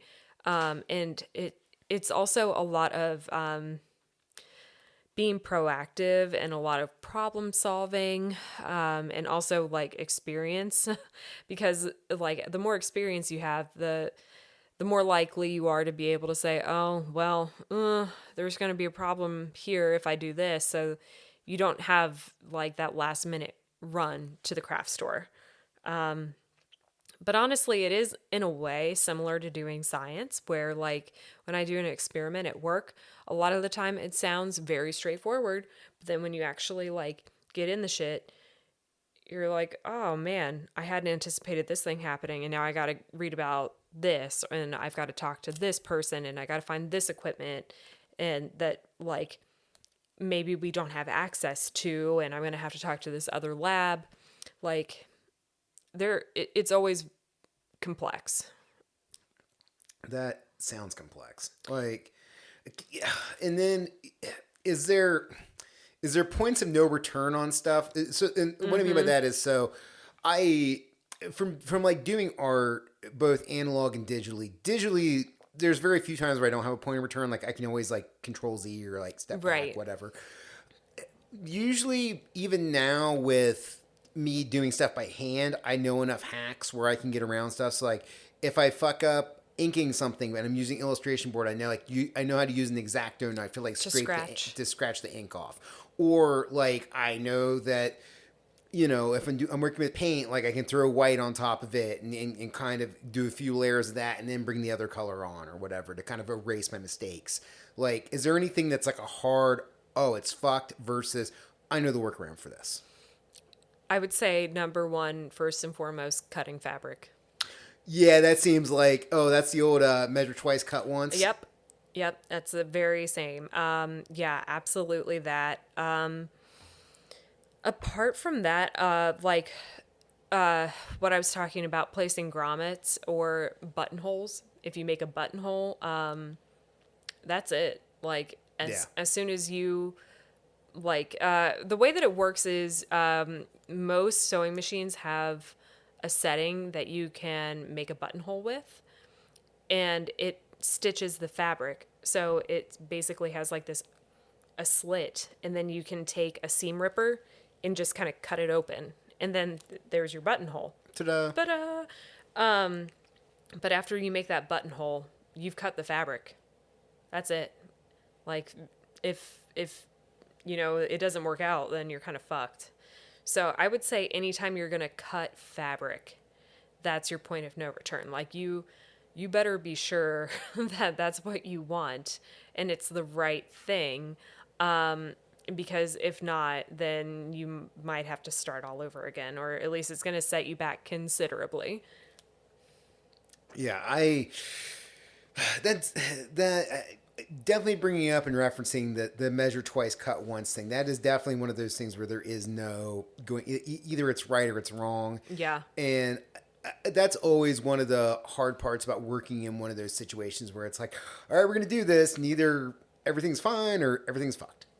Yeah. I mean, another thing that I have noticed is like, if a pattern specifically says you must use, or we highly recommend that you use this type of fabric, then you should probably do that. Because I've made a couple of tank tops now with fabric that doesn't have enough stretch. And you need stretch if you're going to pull something over your head without like a zipper. So I made a really cute blouse. And this is kind of what I was talking about earlier, where you get like excited for something and you're like, oh, I'm going to wear this thing and it's going to be really cute. And then it doesn't work out. Like I made this really pretty blouse, and then I went to put it on and I realized that it was like probably 3 sizes too small. Because really? Because the stretch wasn't there. Like there just wasn't enough stretch in the fabric. To make it work. Yeah, like I mean, it just didn't fit my body right, Ugh. And so, which is super disappointing. okay, so if you try to remake it, like, does the process go quicker because you've kind of already know the groundwork, or is it at the same time because you're just like, okay, I mean, it does kind of go quicker in that you know what to expect a little bit, and you don't have to do as much YouTubing, but you do still have to consider like in this particular instance, what I'm talking about with this pattern, I was able to go up several sizes and make the same garment and make it fit for me. But I've looked into like using other non-stretch fabrics for like a stretchy pattern. And for some stuff, there's really no workaround. Like by the time you make the garment large enough for it to go over your head for you to be able to comfortably get your arms through it or whatever, the shape isn't going to be the same. got it. The cut isn't going to be the same. It's not going to fit you the right way. Are there sewing celebrities? Like is there anybody that you follow on Instagram or anything like that? I feel or? like, well, no, actually, I don't get into that much. I have seen some people that do some really incredible stuff with like old quilts. Old quilts. Yeah, they will like, and that just scares the shit out of me though, because like, you know, they go to like a thrift store or an antique mall and they get like some grandma's quilt that she worked so fucking hard on, and then they cut it, and like if you fuck that up, like you just cut up a grandma's quilt. Like You're gonna be haunted by an old lady. I mean, I did that with a tablecloth one time. Like I tried to make a skirt with a tablecloth and I cut it all to pieces, and then the skirt ended up not working out, and it still bothers me. Like I haven't thrown it away. Like that maimed skirt is still in my closet. And I just can't really bear to just toss it out because like there's probably some grandma, like her spirit is probably damning me because I cut up her fucking tablecloth. Agatha's pissed that you fucked up her tablecloth. Yeah. You're just carrying this guilt with you. I do. I feel terrible because I can absolutely imagine like my own grandmothers being like, oh, well, you know, I thought that my grandchildren would really love this quilt or this tablecloth forever, and then my stupid ass granddaughter cut it up and tried to make a fucking skirt with it. She tried to do something artsy fartsy with it, and then and now fucked it's it up. ruined. Now it's ruined. That was in my hope chest for 35 years. And That blanket could have been used for those babies that she was going to have eventually. But yeah, but then what happened? Where are the babies at? yeah, Where's my blanket at? It's like, all right, Ghost Grandma, chill out. Like, calm down. A I little have this shitty skirt. What Yeah. else do you want? Yeah, I tried to make this happen. Yeah. Yeah, I do think it is interesting that like every hobby has like some level of celebrities in it. That there is weird. Yeah, and it's YouTube, it's Instagram, it's TikTok. It's like people carve out these niche where they are the person. Like I have a friend right now. You can if you're on Instagram, you can follow her. I think and TikTok she's bigger there. Like Vegan Superkick, and her whole thing is just like reading comics, but reading and collecting comics, but like from a feminist perspective. And like that's cool. And but it's just like such like a thing where like she's been able to like carve out this like niche following because of it, because it's like she's checking enough boxes for people to be like, oh cool, like this completely dials into exactly what I'm into. And then I also have another friend, his name is Jeremy Foster, and oh fuck, I'm gonna bring it up. I definitely need to plug what his thing is. But what he does is he does this like online thing where he goes on TikTok and he talks about like various hauntings and cryptids and like all that kind of stuff. And basically he's turned it into like a whole thing where he like has a ton of followers. And yeah, if you're following him on TikTok, it's the Twilight Emporium. Or if you want to follow him on Instagram, it's _Twilight_Emporium. He's got a great voice, and he does like an amazing job of like dipping into the supernatural, making it fun. And it's such a niche thing, but he has like hundreds of thousands of followers worldwide now because of it. That is really awesome. Good for him. Yeah.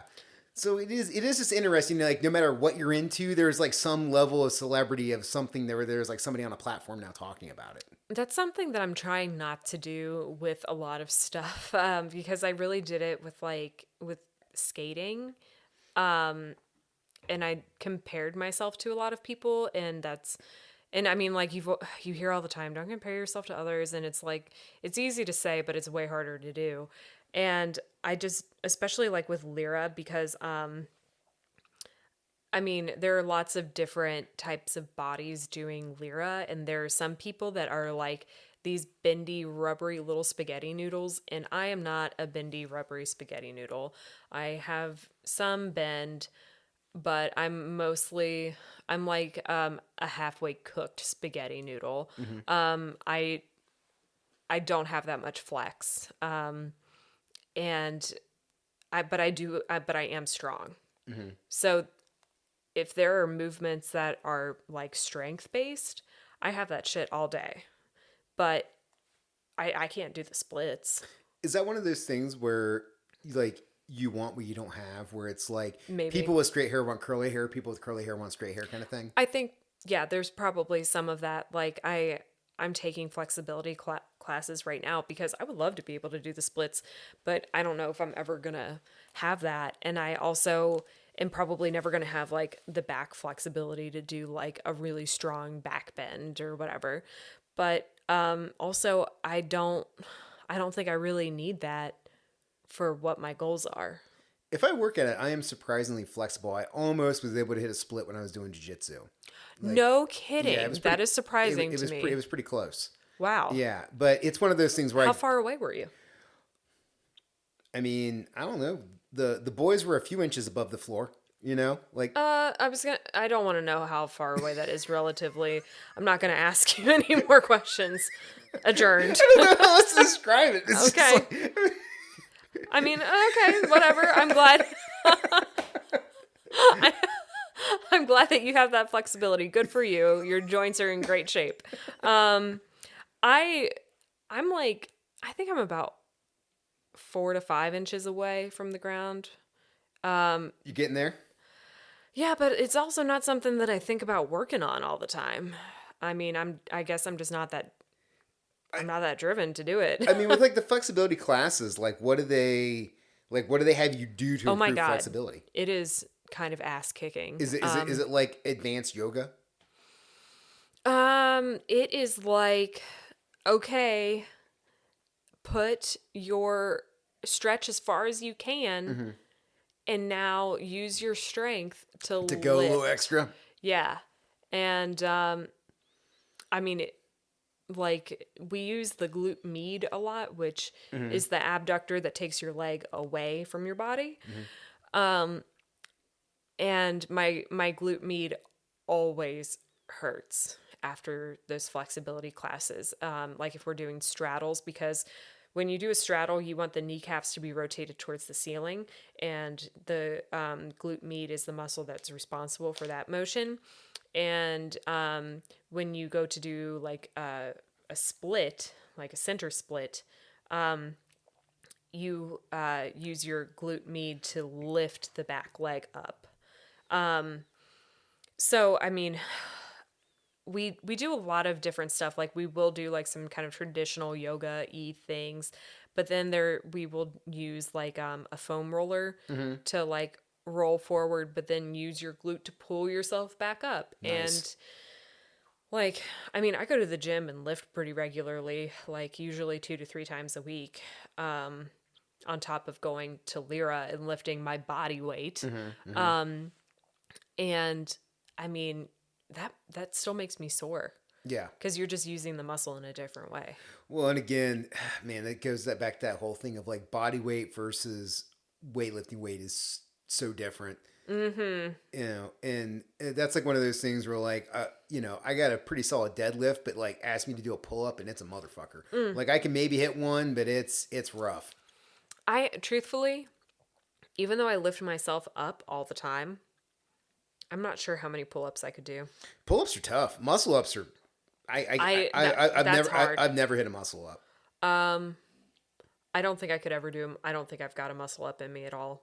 It's wild to see people do those, and like to be able to see somebody like rep out like sets of them. It's just like, how are you doing this? Like it's such an exceptional amount of strength.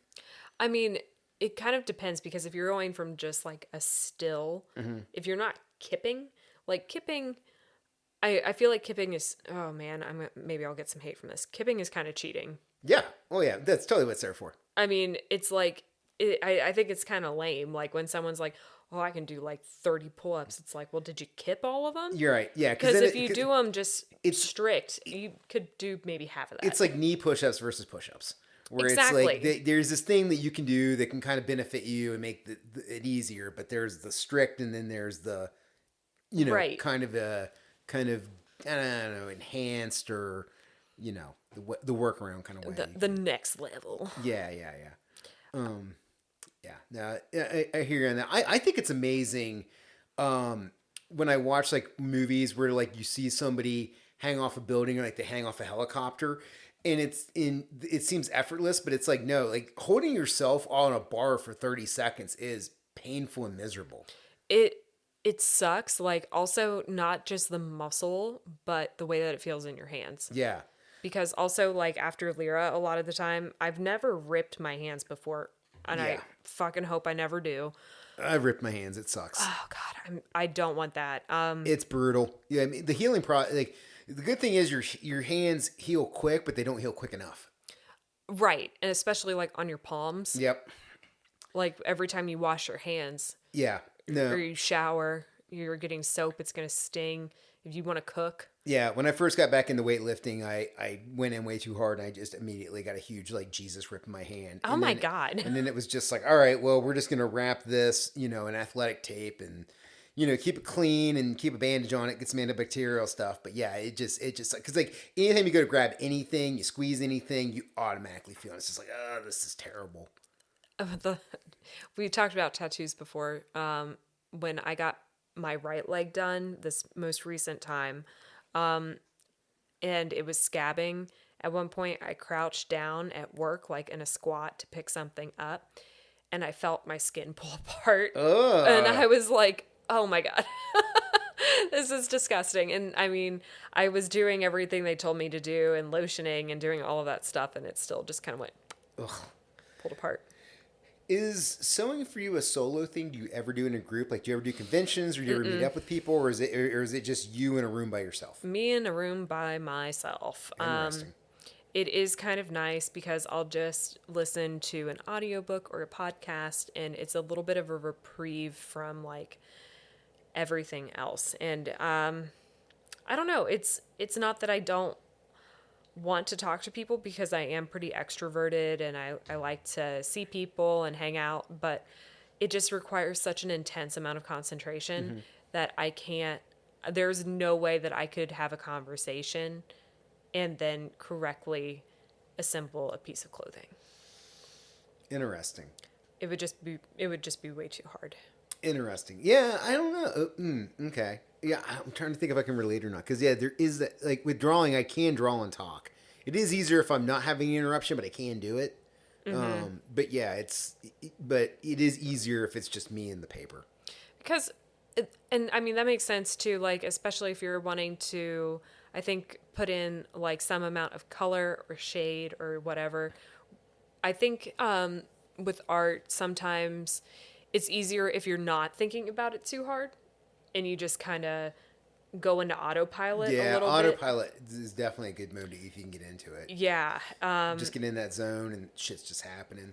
Yeah, and I don't think that you can really do that with sewing because you have to make sure everything is lined up correctly. Like, you have to be just, like, so meticulous with stuff. This does not sound relaxing to me. I mean, I don't think it is necessarily relaxing, but it is extremely gratifying. And I will say that I know that for me, for my drawing style is sometimes seen as not relaxed. Because like Jamie and I have talked about this. where like I measure everything. Things are proportionate to each. Like I have a very like strict kind of mathematical way I approach drawing and You designing want stuff. symmetry, it sounds like. Yeah.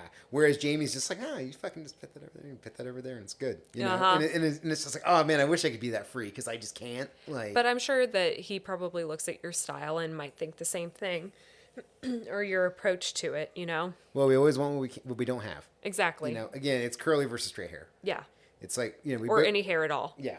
Well, everyone wants different hair. Very few people have hair where they're like, I love this hair. When I had hair, I hated my hair. I had shitty hair.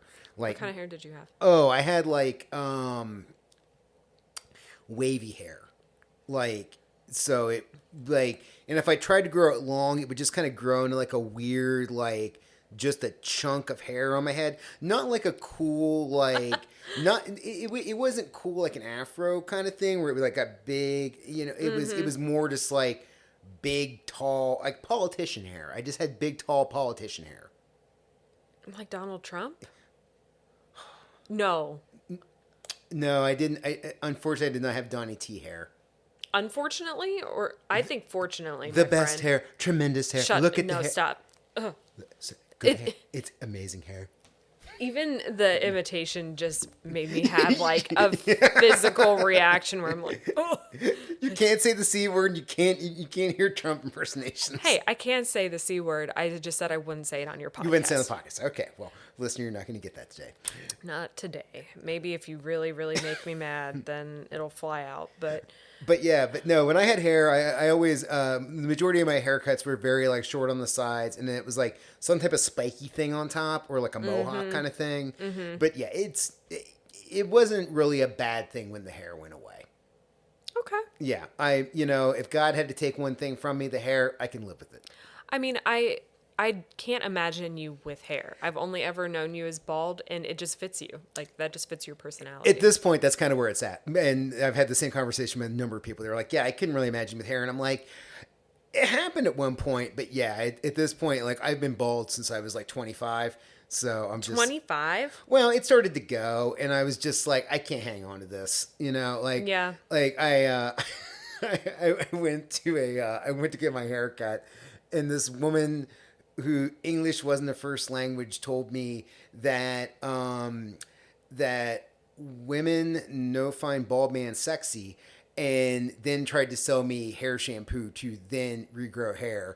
And I was like, Jesus Christ. And I was like, you know what? I'm like, I'm just holding on to nothing here. Like, it's a sunroof up top. Like, this is definitely like, I'm glad this woman had a frank conversation with me and was just like, look, here's what's going on.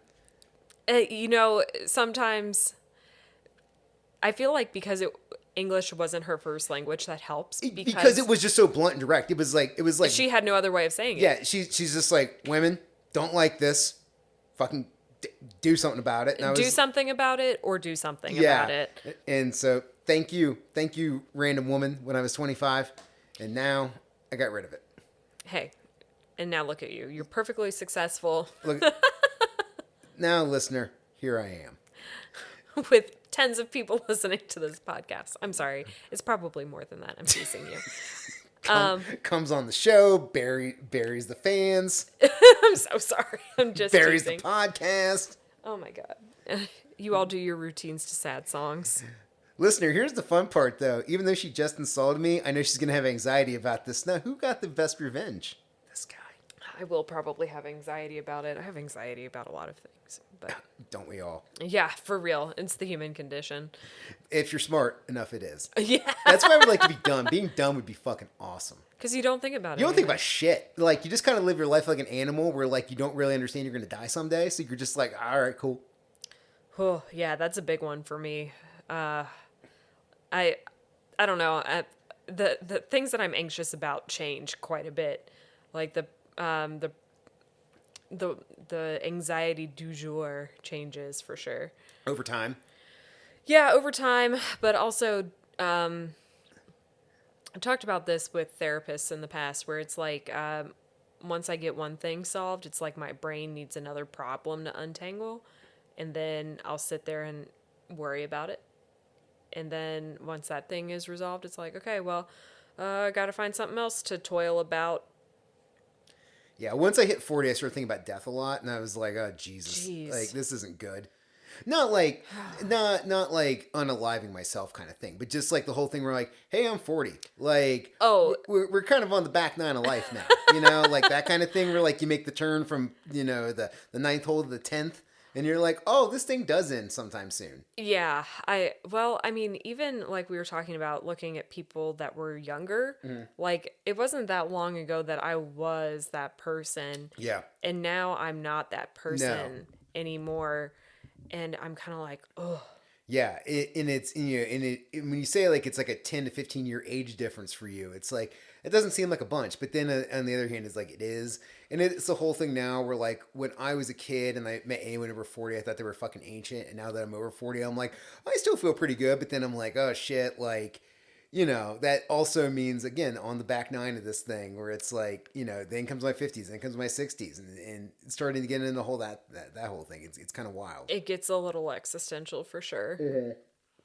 Very much so. Yeah. So yeah, that's one of those things that popped in recently where I'm like, oh, this is a thing now, I think for me, like something that I think about too, like, oh man, if we're gonna have kids, like, we need to. Got that clock ticking. It's ticking a little bit. Yeah, a little TikTok. Yeah, I mean, because I'm 30, I'm going to be 32 in August, and like, whew. You got some time in modern medicine. You're good. I mean, I do, but like, I don't want to be like 37 or something having babies. Yeah. Like that just sounds really rough. Yeah, well, and I mean, it can be done. Like, my grandma had my mom when she was 40. Wow. And she was an oops baby for sure. But I mean, it's not it's like, yes, it's a possibility, but I don't want to do it. Yeah, I just never really wanted kids. So Yeah. I'm always like, I don't know about the whole thing. Like, I mean, I don't know. Kids are okay. Like, but I just could not imagine like having one around 24 hours a day. I don't know. It's always been something that's like in my head that like I've just always kind of known I'm going to have kids. Yeah. Or like when I've been around kids, like I've always just kind of, I mean, my sister is like 5 years younger than me. I had older cousins that had babies, I've just, a lot of my friends are older and have had kids. And so I feel like I've just kind of always been around children and kind of felt like an auntie. And then like when you connect with a kid, it's like, oh, I want this with one of my own one day. Kids are cool, like on that level where like you got something in common, you can talk to them and stuff. Like that's pretty fun. I just, like little tiny babies scare me. Yeah. Like they really scare me because I mean, before they can hold their head up by themselves, that is really, really scary. But I mean, they're not like that for that long. They're like that for like 3 months. Yeah, I don't know, dude. It's a whole thing. Like it's another life, Of course. But I mean, and that's also scary. But I think about like having like a young adult, like a 17-year-old. Like that's kind of exciting to me. Yeah, no, I think there is and I think that I think there's a lot more people in this generation that are friends with their parents, or like there's more of that thing now where it's not so much like mom and dad, or like I don't know. I guess what I'm trying to say is like I can definitely tell like especially like me and my dad, like our relationship has definitely changed as we've aged. Same thing with me and my mom. Yeah, like me and my dad did not get along great, during a lot of points when I was growing up. And now that like we're like both grown ass men, and like I'm not a fuck up. I'm a pretty successful type dude, in the grand scheme of things. It's like, oh, okay, like this is cool now. There's not like that weird like hierarchy thing. I bet he feels like my job's done. Yeah, I think so. I maybe that's the thing where it's like, look, if you want to do shit now, like whatever, it's on you. You're grown. You can figure it out. But yeah, there's definitely like that transition. There definitely is, and I feel that way like with my mom, for sure. Like I mean, I think our minds work very similarly. And like she's just become my friend in the past few years. And I don't know if it's because I hit 30 or like where I am in my life now, but I feel like she kind of stepped out of mom mode and went more into like, all right, you're an adult and I can Yeah. talk to you like another adult. Yeah, that's a great place to get to, I think, is a very cool place. I'm really enjoying it. Like it is a nice place to be. 100%. Well, hey, look, I got like a couple questions left. Was there Sure. anything we didn't hit upon today that we should have in the world of sewing? Ooh. Anything that we need to know about? In the world of sewing, Silk Road Textiles and like I think it's North College Hill. Okay, I thought this was going down a totally fucking different path. No, not like the defunct Silk Road. Yeah, no. like, so I was like, are we going on the dark web to buy patterns? No, Where are we going no. here? No, the brick and mortar store. Okay. They have a very knowledgeable staff. And they have ethically sourced fabric, and I've come in there and been like, I need this thing. And they'll be like, you don't want that. You want this. And that's great. Sometimes like I've gone in there to just kind of browse and they've like tried to kind of talk to me or whatever. I feel like they're always very eager to share their knowledge and it's nice. It's very nice. That's a sign of a good store. Like it's a great store. If you go to some place where people are excited that you're there because you're into the same shit, and then they're like, check this out. That's a good sign. It's kind of like I don't want to say that like they're like these old biddies or whatever, but I get the impression that a lot of them are there like probably after retiring, and they're like, this is something that I really love and I want to like come and hang out in a fabric store all day. Share with others. Yeah, and there have been times where I've kind of just like wanted to go in there, get this thing, and then just get out. And they have started asking me questions and said like, well, what kind of project are you working on? What are you wanting to do? And I'll explain it and they'll say, oh, okay, well, you can do it that way, or there's this other thing you can do. And I never feel like they're trying to like screw me out of money or something. Like they're trying to get me to buy a more expensive product. I feel like they're genuinely giving like advice from their own experience. And that's where you want to get in any kind of hobby or collection. If you can find a spot where you buy your shit from and the people there are cool and the people there are knowledgeable, that's the best spot you can find. And also, like, I know that they have like classes and stuff. I've never gone to any of them personally. But I know that they have like all kinds of community things, which is another great sign. Like when a store has like that kind of hub around it, you know? Yeah. No, 100%. Like if you have a hub for weirdos to find each other, that fucking rules. Yeah. Because inevitably, like whatever hobby or collection you're into, you're weird on some level just because this is like the thing you hyper focus on. So you're weird. But that's okay, listener. It's great to be weird. This is fun. Like it's spicy. Again, if you're not weird, then you're just dumb. So be weird. Being weird is better than dumb. Yeah. Sure. What does weird bring with it? The knowledge that you're going to die someday. But you know what? The plus side is you're kind of smart. You're going to be interesting until you die someday. Yeah. And people are going to like actually want to talk to you in a room and about this thing that you all have this communal thing that you're all into. You're like, oh, fuck, I love that thing. Let's talk about that thing. And it's dope. And that's the best. That is like the best thing when you find somebody that's also like is balls deep into like whatever it is that you're into, and you can talk about the minutia of it and like the little details and shit. And people are there also like, oh, that's fucking sick, dude. And it's like, yeah, it is. I just imagine the grannies at Silk Road being like, that's fucking sick, dude. And like, especially because I think the owner worked for like, God, it was like some sort of humanitarian group, like an international humanitarian group at some point. And that's like, but that's why she has the fabrics that she does, because it's all fair trade and like really good stuff. And it's a reasonable price. So it's not like some shit that was made in a sweatshop. It's also amazing the amount of stuff that like goes from one part of the world and gets to the other. So quickly, too. Yeah. It is amazing. It is nuts, the ability that we have now to ship shit, like whether it be on a boat or we just put stuff on planes. Like you can move so much stuff around now. I wonder how much shit is just like in a shipping container still from COVID. Like how much is still just hanging out there, you know? I mean, that was a huge thing for a while, the backload that came on that. And it really did, make you think about the way goods are distributed in America when the supply chain did get interrupted.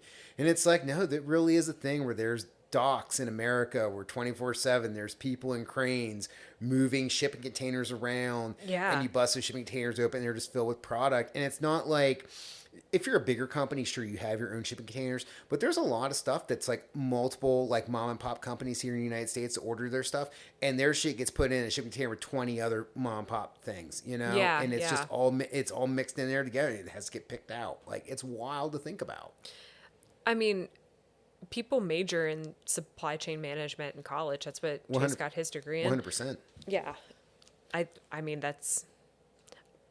I never really thought about it until like he started to tell me some of those things. And then you kind of start to look at the world a little bit differently through a different lens. Well, yeah, it's like the whole thing where like you need these materials to make this thing. And if you have 5 of the 6 things you need to make something, you can't fucking make the thing. Yeah. It like, how infuriating is that, where you need that one thing? And it's like when you're trying to change your oil in your car or whatever, and you have like the wrong oil filter.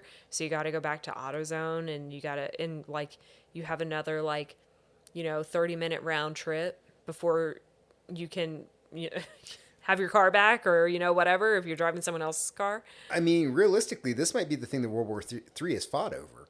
Because of because of Taiwan having microprocessors, China wanting to take them back as part of China instead of just as Taiwan, America being like, hey, if this gets fucked up, this fucks up supply chain for the entire world. Like, so many different businesses in different countries rely on these computer chips that are coming out of Taiwan.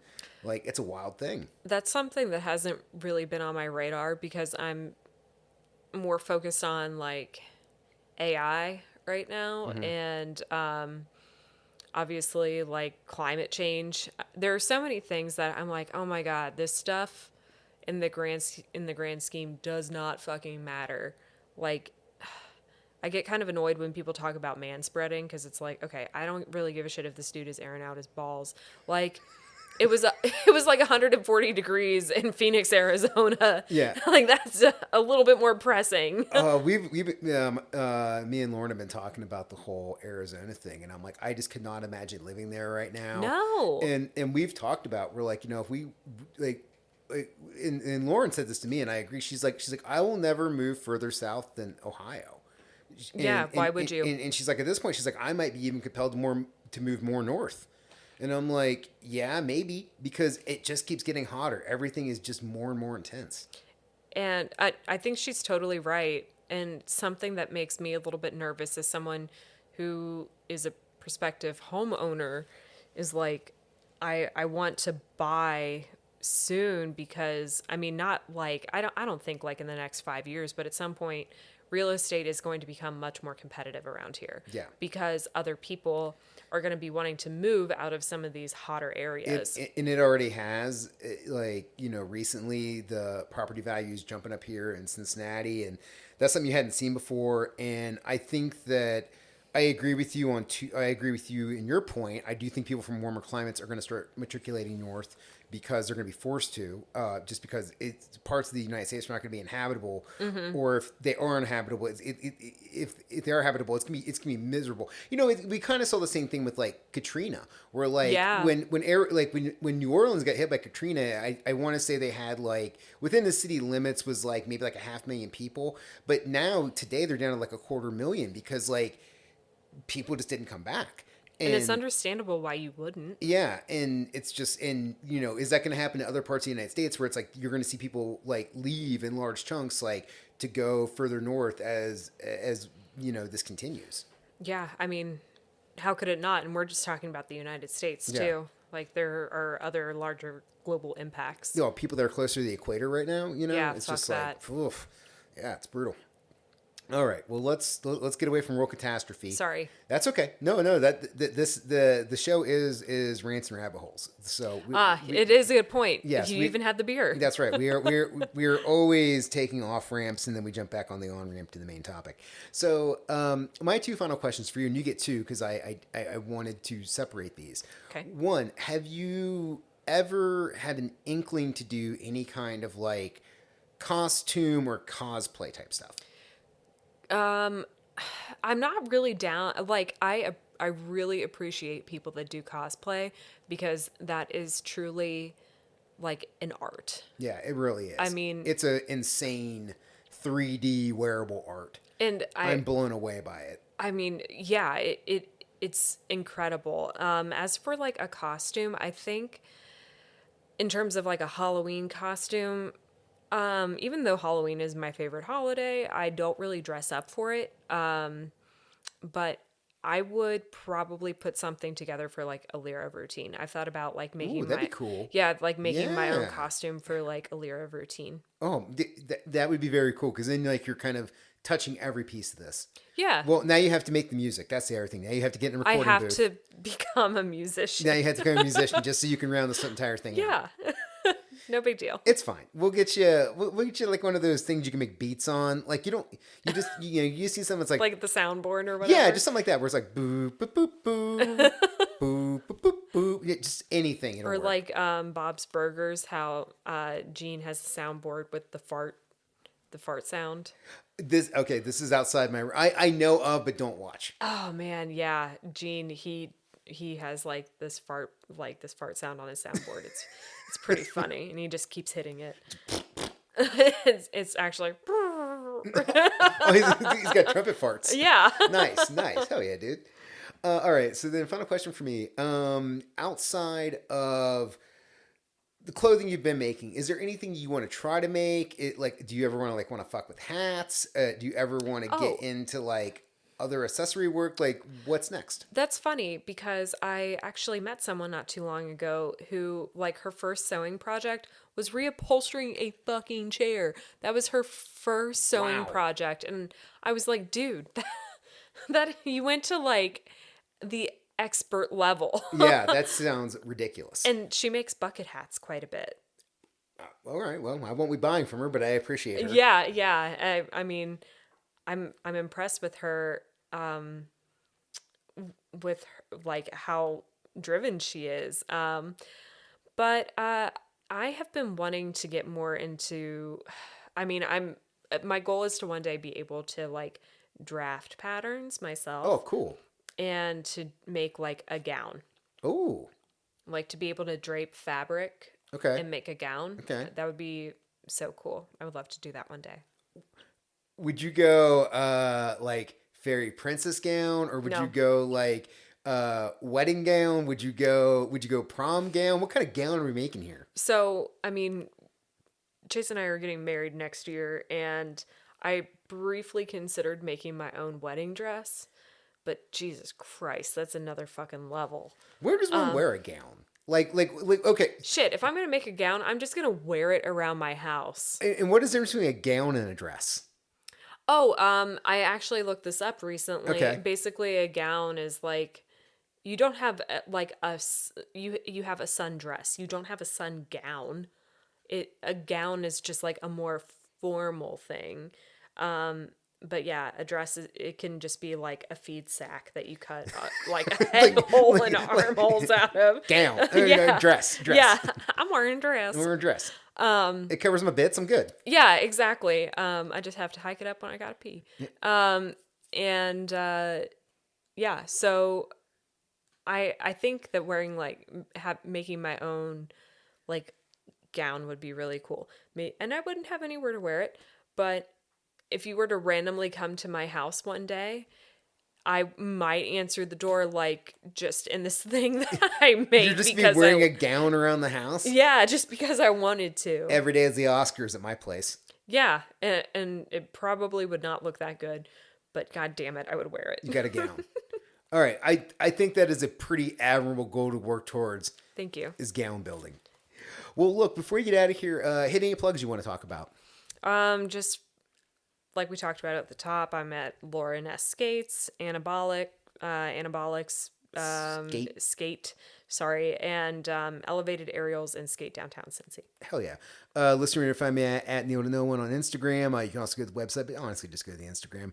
Thank you for listening to the show. If you got a friend that's into sewing, do me a favor, share the episode with them.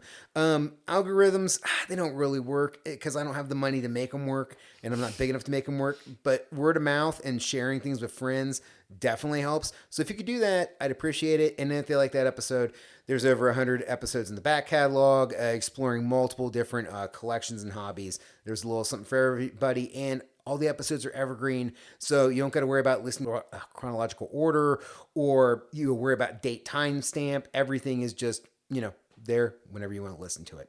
All right, Lauren, thank you so much for coming and doing the show. I appreciate it. Thanks for having me. Dale Earnhardt, yay! Dale Earnhardt forever. Listener, 3. peace.